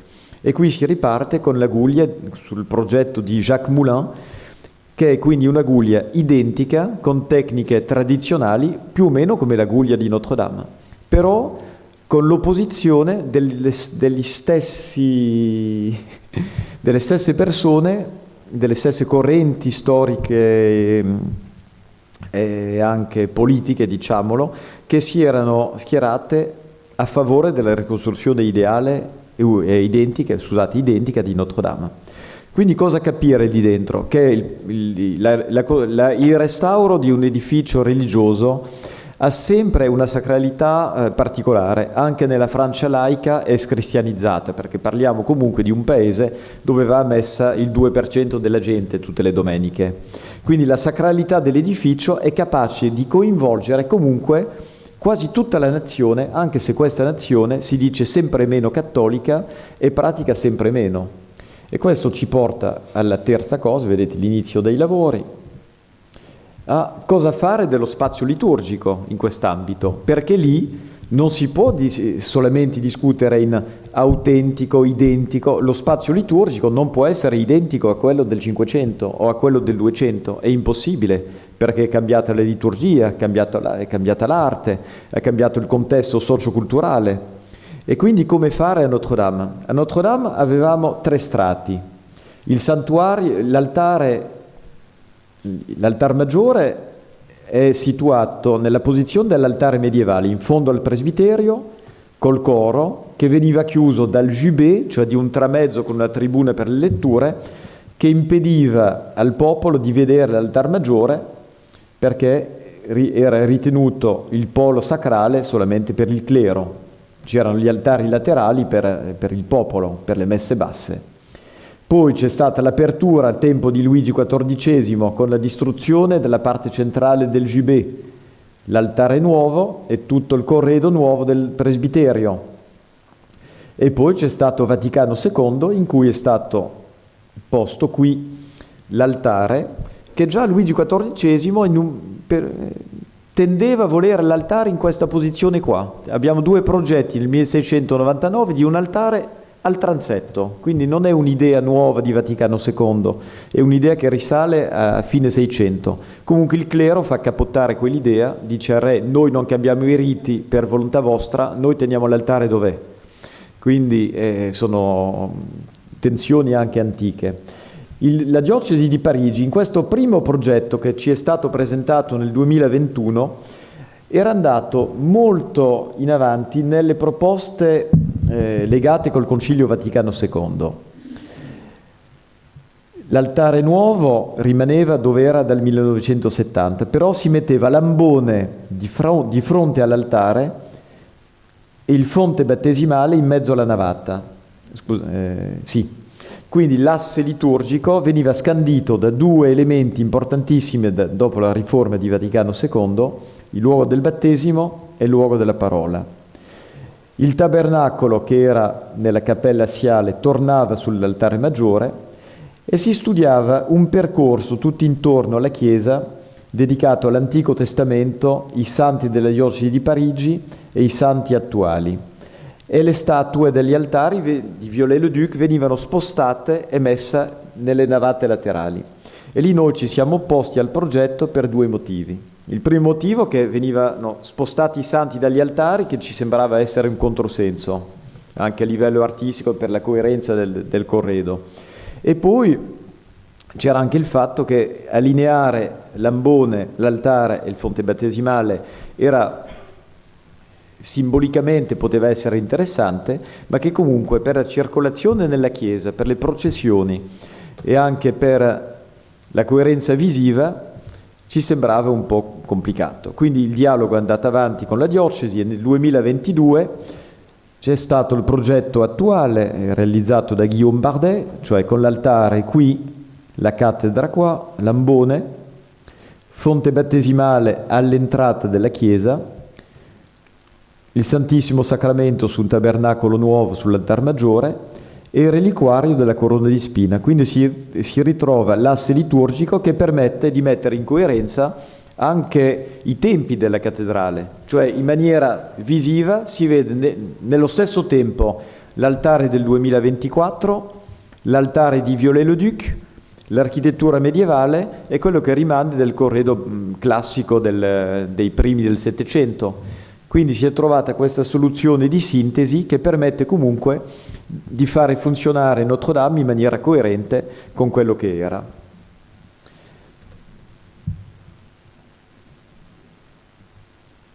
Ecco, vedete qua la situazione, l'immagine di sintesi dell'ultimo progetto e come è funzionato sabato 7 dicembre alla sera per la prima funzione liturgica col clero e il coro nel presbiterio antico e il popolo nella navata intorno all'altare. Ecco. Tornando 5 minuti. Tornando alla mia esperienza, dico, per fortuna io non sono architetto, sono storico dell'arte, per cui non mi devo occupare, quando appunto nelle funzioni di tutela di questioni architettoniche, di adeguamenti degli spazi liturgici, però evidentemente il problema della conservazione dell'arredo e delle immagini sacre, ad esempio, che sono invece questioni che mi riguardano molto più da vicino, fanno diciamo affiorare le stesse problematiche di cui ci ha parlato Mathieu, perché stiamo parlando di luoghi vivi, auspicabilmente vivi. L'Italia non è così scristianizzata come la Francia, c'è ancora, devo dire, nelle chiese veneziane, per quanto diciamo poco popolate, ma c'è ancora un forte sentimento religioso, e quando noi facciamo i sopralluoghi e interveniamo per i restauri e quant'altro c'è una vera partecipazione, e di questo noi dobbiamo sempre tenere conto, per cui dobbiamo in qualche modo trovare un compromesso tra le esigenze del restauro, inteso come una metodologia moderna, e invece la finalità che è quella devozionale. E poi un'altra differenza è anche la proprietà, perché diciamo buona parte delle chiese in Italia, ma insomma a Venezia nello specifico, sono appunto di proprietà della diocesi o di ordini religiosi, per cui chiaramente cambia l'interlocutore, e questo chiaramente modifica anche il modo di approcciarsi al patrimonio culturale di cui noi ci occupiamo. E vi presento velocemente 2 casi in cui questo tema del fatto che il patrimonio culturale religioso non è solo tale, ma è anche un patrimonio devozionale che noi dobbiamo rispettare, e ogni volta dobbiamo trovare un equilibrio tra queste due esigenze. E ad esempio un restauro che ha seguito la mia collega Giulia Altissimo di una icona bizantina molto venerata a Venezia, la Madonna della Pace, che è stata restaurata, e qui la soprintendenza ha dovuto trovare questo compromesso tra la fortuna di poter recuperare delle superfici pittoriche originali trecentesche di qualità straordinaria, che erano coperte da una ridipintura ottocentesca o anche successiva, che aveva anche frainteso alcuni passaggi della figurazione, che però aveva comportato per necessità la rimozione di queste ridipinture e quindi il riaffiorare di lacune dovute anche a parti del supporto sostituite nel tempo, ma essendo questa un'immagine sacra ancora oggetto di devozione che si trova su un altare, c'era la necessità di ricostituire la figurazione, quindi anche, come dire, con una invasività della reintegrazione che, se l'opera fosse stata conservata in un museo, forse non avrebbe subito, ma che invece, trattandosi di un oggetto di questo tipo, non si poteva lasciare con le lacune.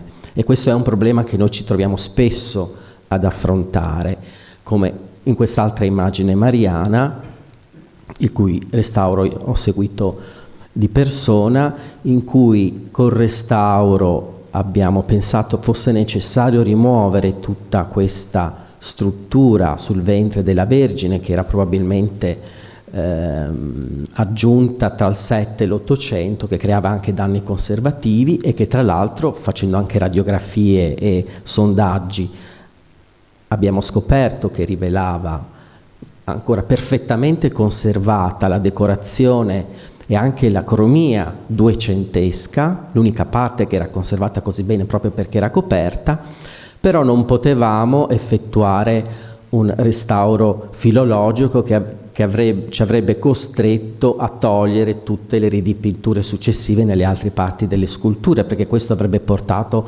a un cambiamento totale dell'aspetto di questa immagine che vediamo qui. Prima del restauro c'è ancora le collanine delle devote che portano appunto in dono alla Vergine, e quindi nel rispetto di questa anche devozione abbiamo trovato questo compromesso, per cui abbiamo certamente riscoperto questi livelli duecenteschi che erano insospettati, perché questa scultura ha subito molte manomissioni nel tempo, anche danni proprio da tarli, quindi insomma aveva problemi conservativi, ma abbiamo cercato di farli convivere poi anche con parti, con cromie successive, seicentesche e settecentesche. In questo modo la scultura ha mantenuto il suo aspetto, quindi c'è sempre questo equilibrio che per noi è importante rispettare, così come invece a volte si fa il contrario, cioè recuperando la documentazione storica, neanche quella lontana da noi, e quindi ribadisco l'importanza degli studi storici per poter affrontare anche delle scelte nel campo della conservazione, per cui abbiamo deciso, ovviamente tutte queste scelte sono fatte in accordo con la diocesi, con l'ufficio beni culturali della diocesi, di riportare l'icona della Vergine sull'altare, che era stata trasportata in una cappella laterale negli anni 70 proprio per consentire un rapporto più diretto tra i devoti e l'immagine sacra. E però queste soluzioni, una volta terminato il restauro dell'altare, non erano soddisfacenti, non erano neanche decorose, quindi abbiamo fatto questo tentativo di riproporre questa associazione tra appunto i due titolari della chiesa, San Donato e l'icona della Vergine. Qui siamo nella chiesa dei Santi Maria e Donato a Murano, e tra l'altro anche ricostruendo il meccanismo per cui l'immagine, volendo, si può anche chiudere e aprire come era una volta, ricollocando le portelle originali. E qui abbiamo fatto molta attenzione perché avevamo paura che la comunità di Murano non fosse molto contenta, e in realtà abbiamo avuto una risposta positiva. Quindi anche questo secondo me è restauro e conservazione, perché si tratta di recuperare i valori, quelli di cui parlava il codice dei beni culturali, i valori culturali e aggiungo io cultuali, che fanno parte del nostro lavoro e affondano le loro radici anche nello studio del passato, delle dinamiche devozionali all'interno delle chiese, che è un tema frequente nei nostri volumi. Ecco. Solo una domanda a Mathieu, perché abbiamo visto che abbiamo parlato di modelli, cosa si può fare, se è possibile in qualche modo replicare, o è in atto un progetto simile al nostro invece per le chiese di Parigi, che insomma allora, so che ti starebbe a cuore. Sì, per le chiese di Parigi eravamo riusciti con le edizioni Picard di cominciare una collana sulle chiese storiche del centro, con 4 volumi di sintesi sulle chiese di tutto il comune di Parigi.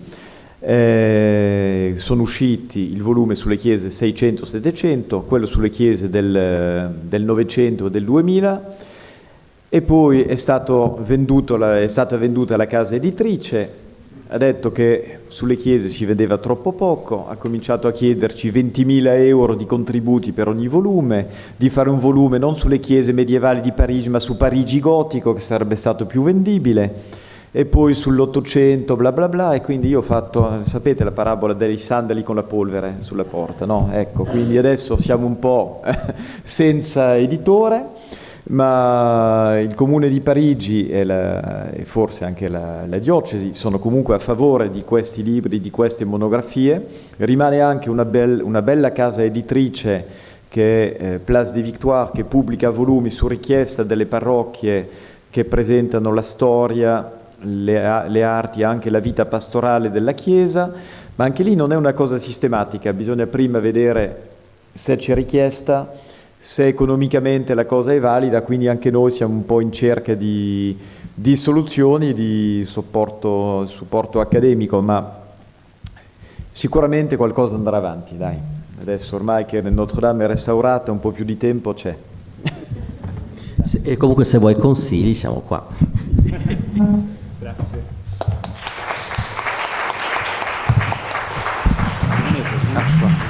Allora, noi avevamo previsto, e penso che ne abbiamo bisogno, di un dibattito.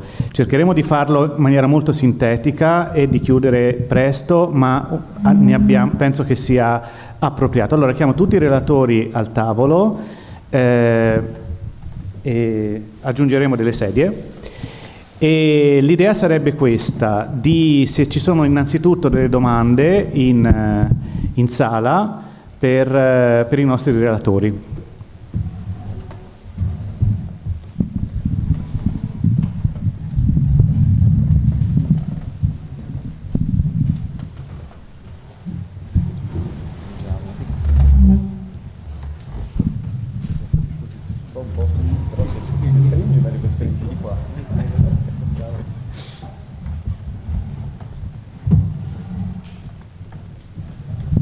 Abbiamo un microfono a disposizione, se ci sono anche tu delle domande.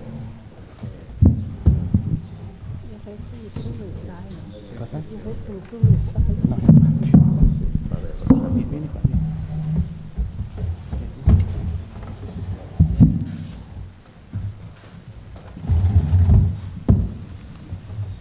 Questo è attivo.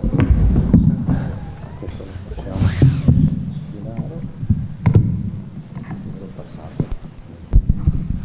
Ok. Facciamo una domanda là, forse? Sì, facciamo una domanda là. Deve venire qua a farla, signora. Ah, ma non posso. Sì, perché sennò la signora non lo sente. Vediamo questa.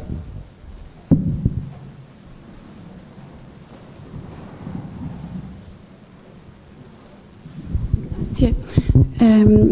Io ho una domanda relativamente alle chiese, al vostro intervento sulle chiese di Venezia. Non è stata fatta differenziazione fra quali chiese, di che religione, tutte cattoliche, tutte cristiane cattoliche, c'è anche una chiesa evangelica, c'è una chiesa greca ortodossa. Queste sono state ignorate volutamente o c'è qualche motivo per cui non sono proprio state menzionate?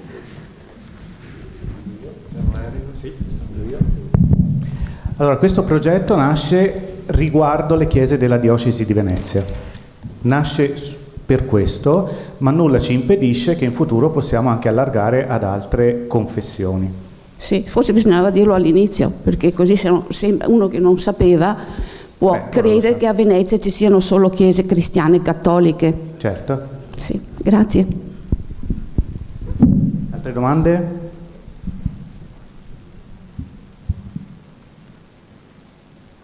O anche contestazioni, proteste. Due cose, buonasera. Una cosa appunto dell'intervento del professor Pfister,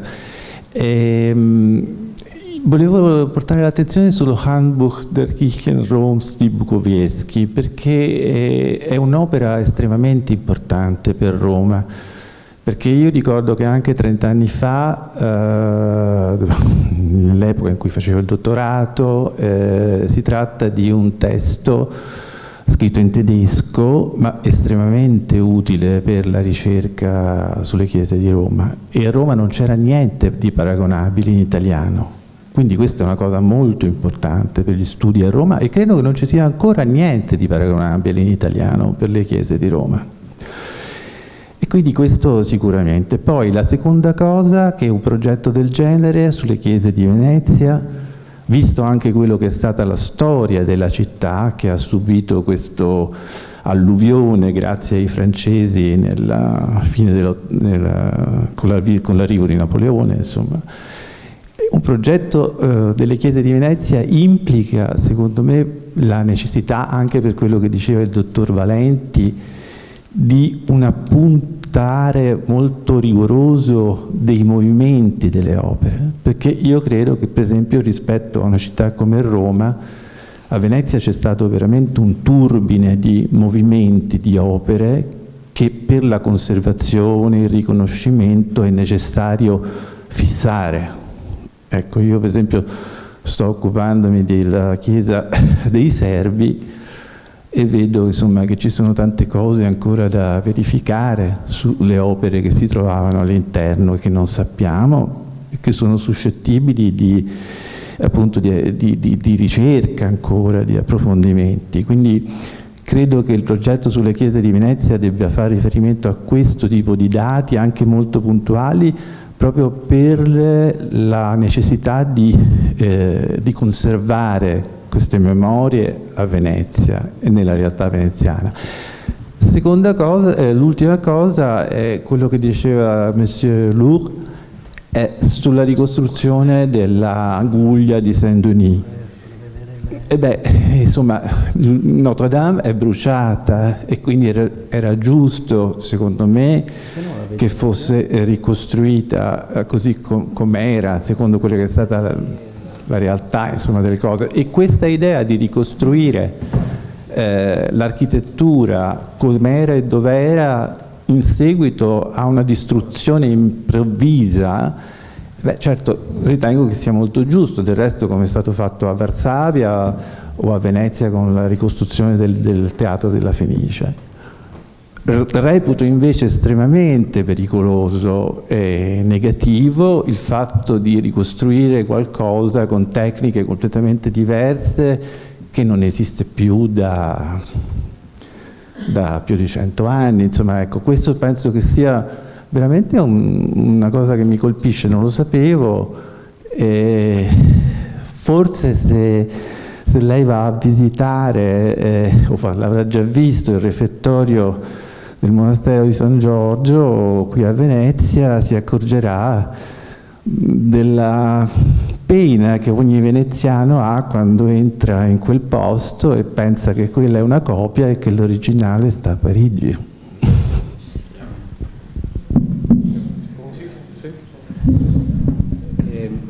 Lorenzo, tu hai chiesto una serie di cose, quindi io rispondo solo su una che riguarda il nostro progetto. Se tu, Gianmario, vuoi aggiungere qualcosa, ovvio, ma tu hai santa ragione naturalmente dicendo che qui a Venezia le opere d'arte nelle chiese si sono spostate, sono sparite, sono andate da tutte le parti del mondo, eccetera. Però bisogna dire che questo è un progetto a sé stante, cioè registrare e fare un po', diciamo, la carta geografica quasi, no? Di quello che è.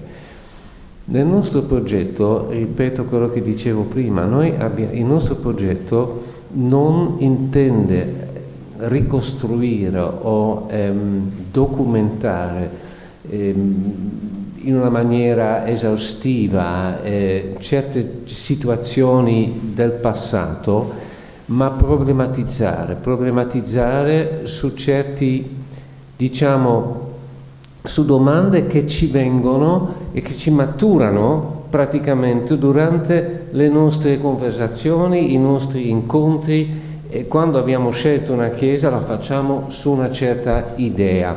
L'idea è quella della variazione, come abbiamo già detto, no? Vogliamo delle chiese di tipologie, scegliamo delle chiese di tipologie diverse, ma ogni chiesa, ogni edificio, ogni realtà ha la sua problematica specifica e in alcuni casi ovvio che è importante ricostruire una parte di una chiesa, una cappella, una decorazione, uno spazio architettonico, è quello che è, ma non è mai la finalità, diciamo, di tutto il nostro progetto. Questo no. Tu hai santa ragione, ripeto, che è ovvio che la documentazione, su cui poi peraltro c'è anche parecchio di pubblicato naturalmente, ma ricostruire appunto anche il destino di certe opere d'arte che ancora adesso riusciamo a ritrovare in posti spesso anche un po' impensati, impensabili, di reperti decorativi o altro di una chiesa veneziana. Ma poi tu avevi anche altre domande che... A questo proposito il caso dei serbi è particolarmente significativo per mostrare come noi intendiamo questi convegni, perché quando abbiamo iniziato con i curatori Evelyn Baseggio, Tiziana Franco e Luca Molà a ragionare sul programma, ci siamo detti o facciamo un convegno tutto sulle opere perdute, spostate dei serbi, essendo quella una chiesa rovina, fra l'altro, oppure facciamo qualcos'altro. Abbiamo deciso di trovare una via di mezzo, perché abbiamo pubblicato nel libro un corposissimo regesto di più di 60 pagine curato da Alessandra Schiavon, tutto di documenti inediti, che mette a disposizione degli studiosi la possibilità di proseguire con la ricerca anche sulle opere d'arte che sono state disperse. E quindi ci sono dei grossi buchi dal punto di vista proprio dei contenuti, della sommatoria dei contenuti, che però vengono, come dire, chiaramente denunciati nell'introduzione proprio per mostrare che noi abbiamo intendiamo porre un preciso elemento di dibattito fra gli studiosi, perché probabilmente, visto l'esperienza di Siena, fra l'altro, non dico che è impossibile dare un quadro completo, complessivo di tutto ciò che si può sapere sulla Chiesa, ma è molto oneroso. Ecco, e quindi c'è anche un principio di economia della ricerca che intendiamo perseguire e di volta in volta dobbiamo trovare un equilibrio, è questo il punto. Nel momento in cui noi ci proponiamo come una sorta di forum di discussione sugli spazi di culto cattolici, ecco che dobbiamo di volta in volta prenderci dei rischi, delle responsabilità da questo punto di vista. Sì, ma possiamo addirittura dire che la chiesa di San Zaccaria, dove sono stato io il curatore con altri, non abbiamo detto neanche una parola sulla Para di Bellini, tanto per dire, no? Che uno direbbe ma come mai, che è l'opera più importante della Chiesa. Noi non l'abbiamo discusso perché le nostre finalità erano diverse, tutto lì, ma poi c'erano anche delle domande. Infatti la ricostruzione della guglia della torre di Saint-Denis è un caso unico. Diciamo che qua la decisione di ricostruire è stata presa primo perché quando è stata distrutta, demolita, smontata da Viollet-le-Duc, era nell'intenzione di ricostruirla. Quindi non è stata una distruzione per togliere qualcosa che metteva in pericolo l'edificio. È sempre stato ideato come distruggere una parte del monumento rovinata e rifarla. Dopo, chiaramente, queste polemiche amministrative che per 180 anni sono trascinate sono un fattore mutilante come una guerra. Fanno parte di quelle cose che meritano di essere riparate. Perché quando la cattedrale di Reims si è preso 250 bombe durante la prima guerra mondiale, anche lì si è pensato di lasciarla come rudere pro memoria. Poi alla fine si è capito che c'era bisogno comunque di rifarlo. A Saint-Denis è uguale. Sono 180 anni di polemiche, ma anche la polemica è una catastrofe per i monumenti, come una guerra. Anche l'incuria, anche la mancanza di fondi, e quindi anche lì si va a recuperare qualcosa. Poi c'è la funzione simbolica, perché questa cattedrale, che è comunque adesso sede di una diocesi dal 1966, perché gli abitanti di questa città non avrebbero diritto di avere un monumento integro. Perché per motivi ideologici, visto che tecnicamente si può rifare, la diocesi di Saint-Denis non avrebbe diritto di avere una cattedrale integra, quando questa demolizione è sempre stata pensata per una ricostruzione. E poi ecco, se avesse bruciato un castello, non siamo più ai tempo dei signori, dei nobili, brucia una parte del castello, si lascia com'è. La chiesa è tuttora una chiesa, funge sempre da chiesa. Perché questa qua non avrebbe diritto alla sua torre? E lì c'è una questione di dignità, di simboli e anche di intenzioni nella demolizione.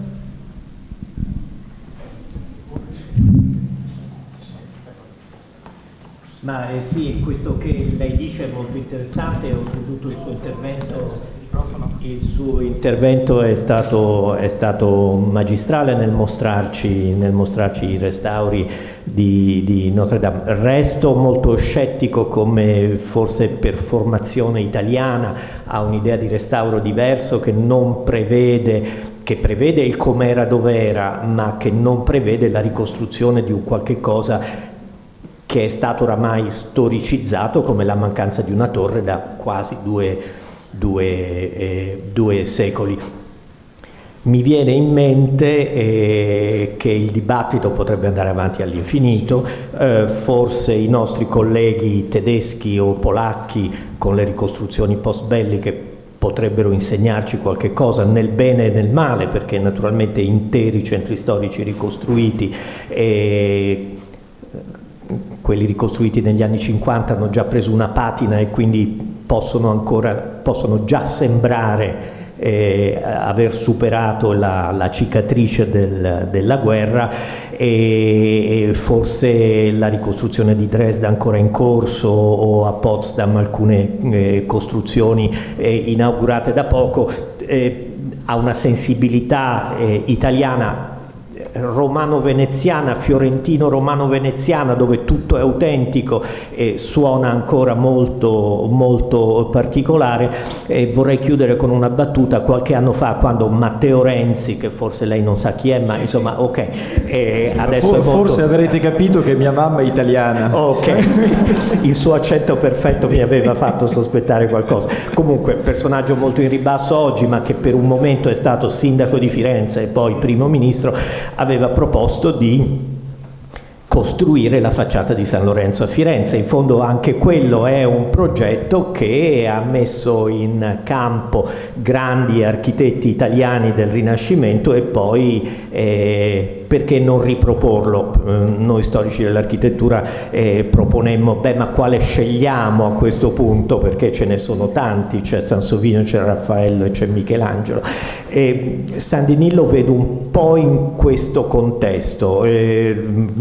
Trovo anch'io, come l'amico e collega Lorenzo, molta difficoltà ad accettarlo, e non vedo perché la comunità religiosa di Saint-Denis e la diocesi di Saint-Denis possa sentirsi più rappresentata e ritrovare un'identità attraverso un qualche cosa che non c'è più da quasi 200 anni. Bisogna vedere che nella memoria della gente di Saint-Denis è sempre stato molto vivo il ricordo di questa torre.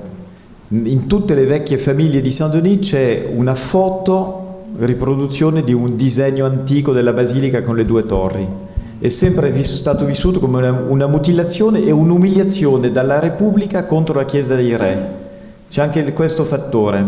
E per quanto riguarda San Lorenzo non ha mai avuto facciata, non è una cosa persa. Io ricorderei, per me in Italia state cambiando anche voi, perché la ricostruzione del teatro di Rimini 8 anni fa, uguale, tale quale, non è tanto diversa da Saint-Denis. Si poteva fare tranquillamente un teatro contemporaneo a Rimini, che era... quindi sì, però a Rimini hanno messo 80 anni a rifare il teatro, perché è stato bombardato nel 1944 e ricostruito nel 2016, quindi anche lì un arco di tempo lungo c'è. Posso aggiungere solo una cosa? Anche a Firenze hanno ricostruito la facciata del Duomo di Santa Maria del Fiore, ma nel 1870, non adesso. Costruito, non ricostruito. Insomma, non è quasi la stessa cosa, nel senso che sono passati appunto 200 anni, e quindi quello che si poteva fare alla fine dell'Ottocento da un punto di vista scientifico, che è anche la base del nostro lavoro critico, se no dove sta la base del nostro lavoro critico di storici dell'arte e dell'architettura? Sta proprio nella scelta delle soluzioni difficili da adottare in questi casi, e quindi non possiamo dire che adesso, siccome c'era, in fondo che problema c'è, la ricostruiamo adesso, perché queste cose si ricostruivano 150 anni fa, ma non ora, secondo quella che è la cultura italiana. Poi questo sì, le halle. Sì, quello subito, io metterei subito la firma. Martina Frank. No, credo che rinuncio. Credo che non abbia assolutamente nulla a che fare questa discussione con il progetto. Sì, no, voglio dire anche per rispetto per il pubblico, però mi piacerebbe molto discutere di questo, però in un'altra occasione, perché stiamo toccando delle cose di una complessità e delicatezza. Sì. Volevo anche dire io, perché è una bella discussione, ma va un po' oltre il tema che abbiamo per oggi. Quindi forse è meglio chiedere al pubblico. No, io penso che ci siano almeno 3 colleghi che vogliono intervenire proprio sul progetto, quindi nell'ordine Ulrich. Un breve ringraziamento per il suo commento, e mi permette di chiarire che non volevo per niente ovviamente criticare la ricerca del Bukowiecki. Il mio punto era che lui stesso negli anni 60, nella prefazione, ha già formulato consapevolmente che un progetto come il suo è un progetto limitato, per forza limitato, e questo mi sembra importante per il pensiero tedesco di essere in grado di fare le cose a 120% di perfezione, che mi sembra ancora valido per le chiese di Siena. Volevo solo sottolineare che già in Bukowiecki c'è questa idea del non finito di un progetto di questo genere. Quello che noi vorremmo in questo dibattito sviluppare è avere suggerimenti da parte vostra sul nostro progetto e opinioni. Quindi allora vorrei dare la parola in ordine da chi l'ha chiesto prima, Marco Coppolaro. No, Io avevo un paio di riflessioni brevi per rispondere anche alla professoressa Frank, con la quale non c'è stata possibilità di dibattito finale nel corso del nostro intervento. La prima riguardava la questione alla quale poi si è fatto riferimento all'interno di quasi tutti gli interventi dell'interdisciplinarità come questione abusata, però importante, che nel nostro caso a volte ci siamo resi conto rischia di essere più che un'interdisciplinarità una multidisciplinarietà, perché non avendo noi a fronte della produzione dei volumi l'occasione di confronto del convegno c'è il rischio di individuare la necessità di contributi da parte di studiosi di discipline diverse che vanno ad affiancarsi e non ad intrecciarsi, come diceva la professoressa Frank. Quindi ci troviamo a vigilare costantemente su questa questione. Cioè, un esempio semplicissimo è quello per esempio della chiesa di Santi Vincenzo Anastasia a Trevi, e quindi la questione della cripta costruita per la sepoltura dei precordi. Lì c'era una persona che si occupava della costruzione settecentesca della cripta, che poi è stata distrutta e non è più in uso da un secolo e mezzo, e invece dello storico della cerimonialità che ricostruiva la questione cerimoniale intorno ai precordi. I due studiosi, e quella rischiava di essere multidisciplinarità e non interdisciplinarità, arrivavano in rapporto alla ricostruzione di questa cripta a soluzioni distanti, e quindi c'è stata la necessità di metterli insieme, di farli dialogare con tanta difficoltà, di intrecciare i due discorsi. Poi in un confronto anche difficile sono arrivati ad elaborare delle ipotesi sulla cripta originaria che tenevano insieme sia il discorso cerimoniale che il discorso architettonico della cripta. E un'altra questione, sempre in termini di confronto, si riaggancia a quello che diceva il professor Guidarelli. Cioè, è difficile per noi, forse anche per voi, è difficile da scardinare anche tra gli addetti ai lavori, tra gli esperti, tra gli studiosi, anche ancora tra quelli della mia generazione, l'idea che lo studio di una chiesa sia lo studio di un contenitore e di contenuti all'interno del contenitore, e questo a volte anche come conseguenza dell'iperspecializzazione. Ecco, nell'individuazione degli studiosi noi ci troviamo spesso di fronte e questo è frutto dell'iperspecializzazione, e soprattutto per la storia dell'arte, per una concezione della disciplina a compartimenti stagni, tarata soprattutto sugli artisti e sulle biografie degli artisti. Spesso ci si ritrova di fronte a persone che vogliono collaborare, ma sono studiose del tot allievo di Bernini, e vogliono collaborare perché nella determinata cappella di quella chiesa sulla quale noi stiamo mettendo in piedi il volume c'è il crocifisso del tale allievo di Bernini. Ma a noi non interessa lo spazio, studiato attraverso delle linee rosse che sono tarate sull'uso e sulle comunità che amministravano quest'uso. Questo non significa che non debbano entrare questioni più specifiche. Lei faceva il riferimento a Bellini. Possono entrare questioni più specifiche, però in un'inquadratura metodologica che è diversa e che non faccia della Chiesa un pezzo della biografia di un artista piuttosto che un pezzo di un periodo dell'evoluzione del mutamento dello stile. Martina, volevi rispondere? No? Okay. Chiaramente sì, certo. Okay. E Alberto Peratoner. Sì, grazie. Allora, proprio in merito al progetto, mi riallaccerei a quello che è stato detto negli ultimi interventi, no? Soprattutto dal dottor Valenti, che ha ben messo in risalto il carattere anche vissuto di queste realtà fisiche che sono le chiese, e nel nostro caso le chiese di Venezia, anche con la sua esperienza di funzionario ci ha illustrato alcuni casi esemplari, no, di restauri, recuperi che hanno dovuto tener conto anche del vissuto di pietà e di esperienza del popolo, dei fedeli che vivono questi spazi. E per questa ragione, allora, agganciandomi qui, io modestamente, proprio con molta delicatezza, mi permetterei di proporre, di suggerire, di potenziare un aspetto che a me è parso sinora un pochino meno percorso di altri ambiti, no, nel progetto, che è quello iconologico-iconografico. Perché proprio in quanto organismo e proprio a superamento, mi riallaccio anche a quanto detto, quanto fatto presente dal professor Aikama e da altri, no? Per superare la dicotomia, no? del contenitore e dei contenuti, no? Che è stata anche da altri ripresa. Il discorso iconografico o iconologico, che dir si voglia, permette di ripensare la Chiesa, oggetto dello studio, del convegno e poi della pubblicazione, come organismo di senso e reticolo di significati.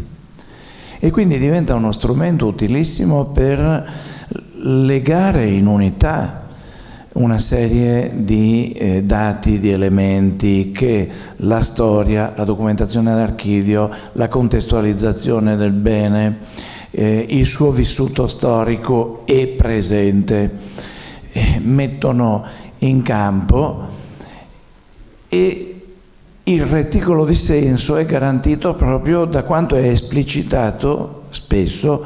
Alcune chiese chiaramente si presteranno di più, altre di meno, è sempre così, e questo salva anche l'aspetto che è stato giustamente fatto notare, no? Che mi ha permesso anche di capire meglio alcuni aspetti di questi, di come sono stati pensati i convegni e i volumi poi che ne sono sortiti. Un volume dedicato, un convegno e un volume dedicato a una chiesa non intende essere l'enciclopedia di quella chiesa. Questo è chiaro ed è stato molto ben spiegato e ribadito. Quindi non si tratta di dover ogni volta o cavare il sangue dai muri, no? O mettersi lì a fare un lavoro pedissequo di interpretazione iconologica, ma là dove l'apparato iconologico soprattutto ha un significato pregnante e determinante anche il valore dello spazio sacro.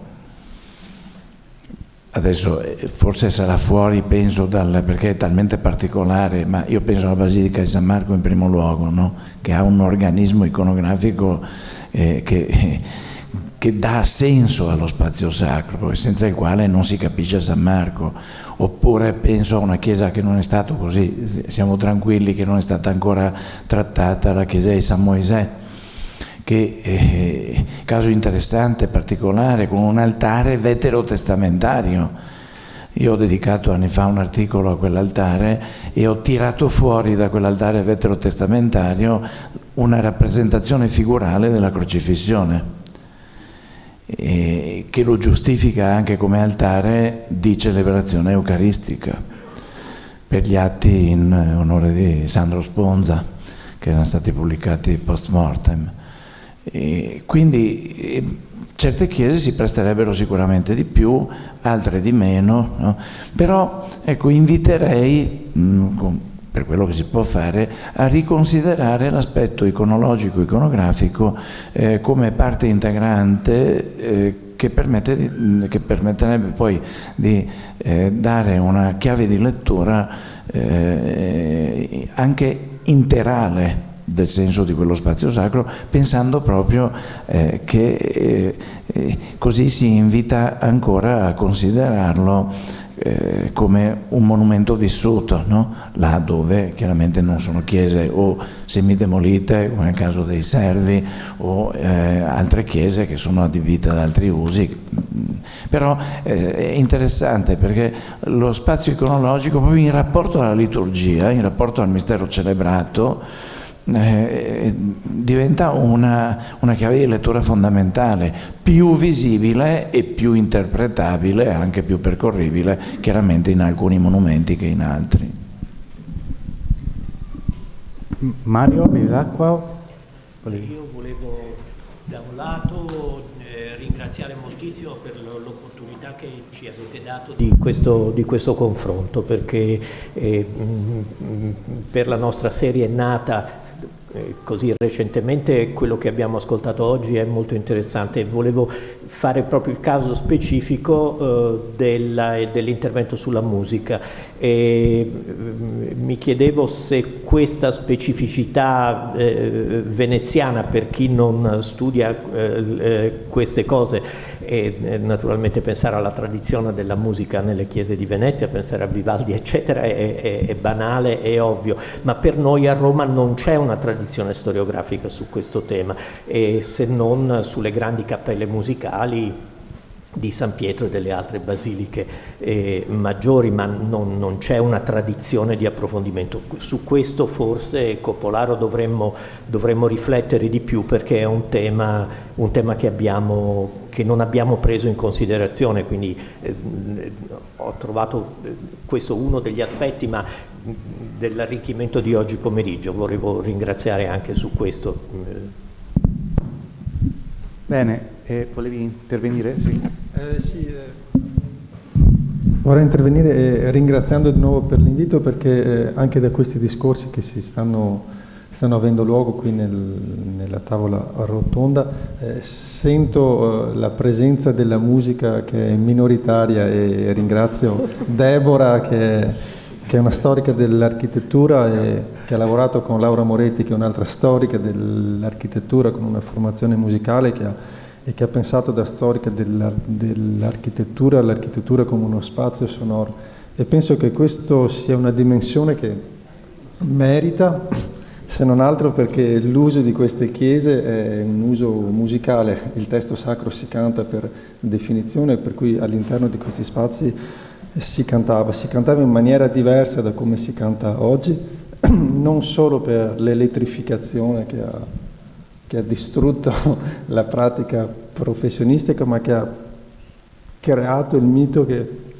il popolo canta. Il popolo non ha mai cantato nelle chiese, erano solo i professionisti che cantavano nelle chiese, e in questo senso penso che anche chiese, tra virgolette, considerate come minori o ai margini della storiografia musicologica e musicale, in realtà abbiano fonti d'archivio che si possono incrociare con altri dati sperimentali, penso ricchissimi, perché veramente si è creato questo senso moderno: il popolo canta, il popolo non ha mai cantato, e i preti che dovevano cantare pagavano cantanti professionisti che cantassero al loro posto, in modo che loro facevano altre cose, e questa è una dimensione che fa vivere la Chiesa in maniera diversa. Un dato che ci ha fatto anche noi stessi musicologi pensare alla Chiesa come spazio sonoro diverso è stato lo studio della Santa Cappella di Digione, dove gli archivi hanno mostrato che c'erano 12.000 messe all'anno.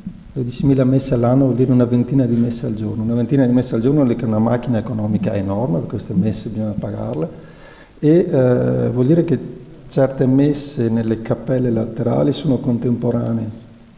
Vuol dire che si entra in una chiesa e non c'è il silenzio moderno, non c'è il canto gregoriano, tra virgolette, rappresentante della musica sacra,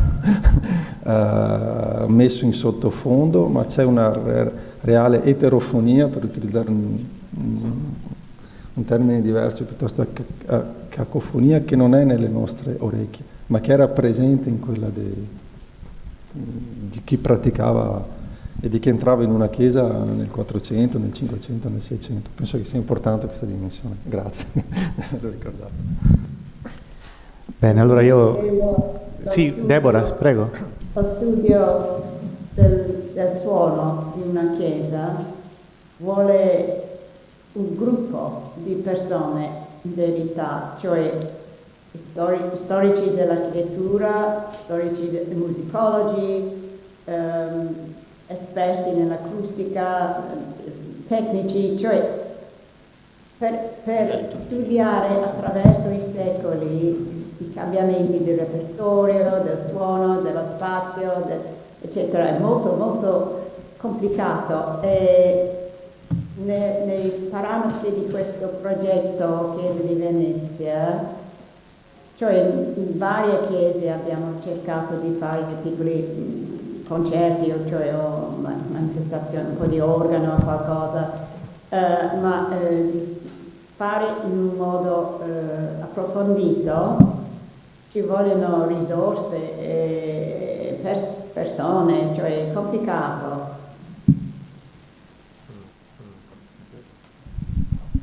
Confermo. Grazie Deborah. Poi chiudiamo, sì, prego Mathieu. Se mi posso permettere di intervenire nell'ambito musicale, lì una grande fortuna è poter avere chiese, almeno a Parigi, dove c'è ancora l'uso della forma straordinaria del rito. Queste chiese sono conservatori culturali di prima categoria, di andare, non so se a Venezia ci sono chiese che ancora con cappelle musicali praticano il rito del 1962, ma a Parigi per i musicologi è una fortuna avere questa tradizione dei cantori. Non è poi, è quella di San Pio X, quindi con la scola, non è quella dei cantori del 500 all'Ottocento. Ma non so se a Venezia sono stati tentati questi incontri con le comunità tradizionali per vedere come funziona. No, mi veniva in mente che Venezia ha una piccola tradizione lefebvriana dalle origini, quindi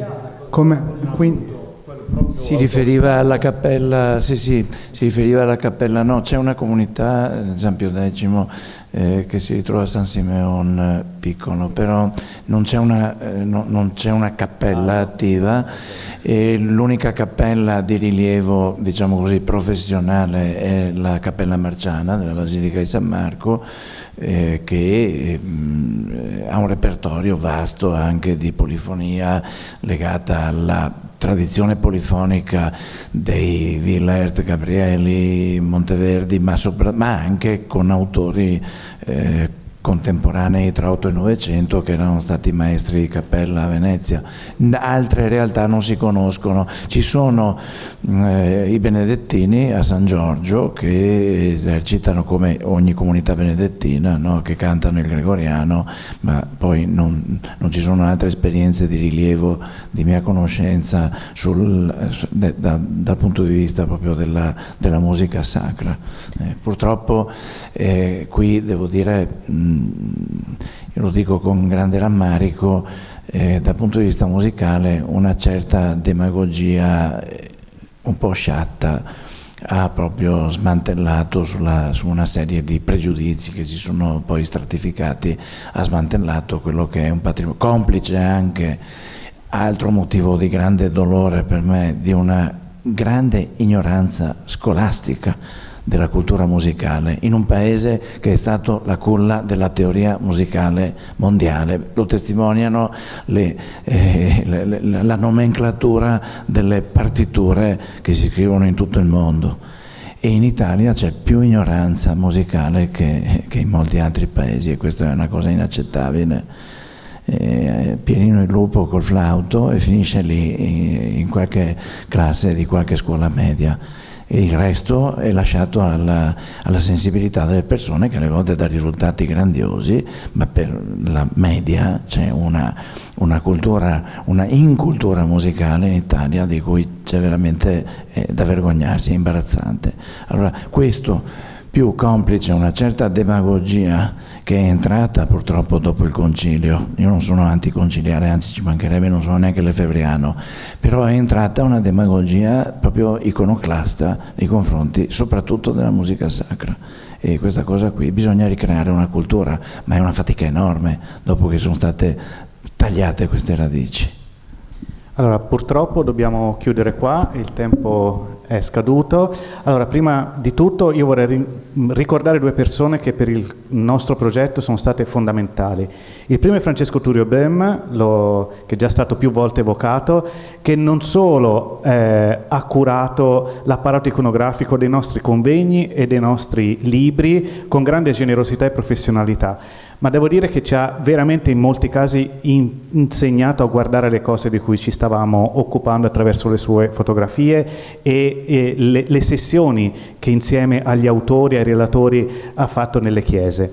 E poi Esther Brunet. Esther Brunet ci ha accompagnato fin dall'inizio del nostro progetto, cura l'organizzazione e in buona parte la cura redazionale dei nostri libri. Grazie a tutti voi che siete intervenuti, che siete arrivati da tutta Europa, grazie da tutta Italia, grazie della vostra disponibilità e magari ci rivediamo fra 14 anni. Arrivederci, grazie a voi.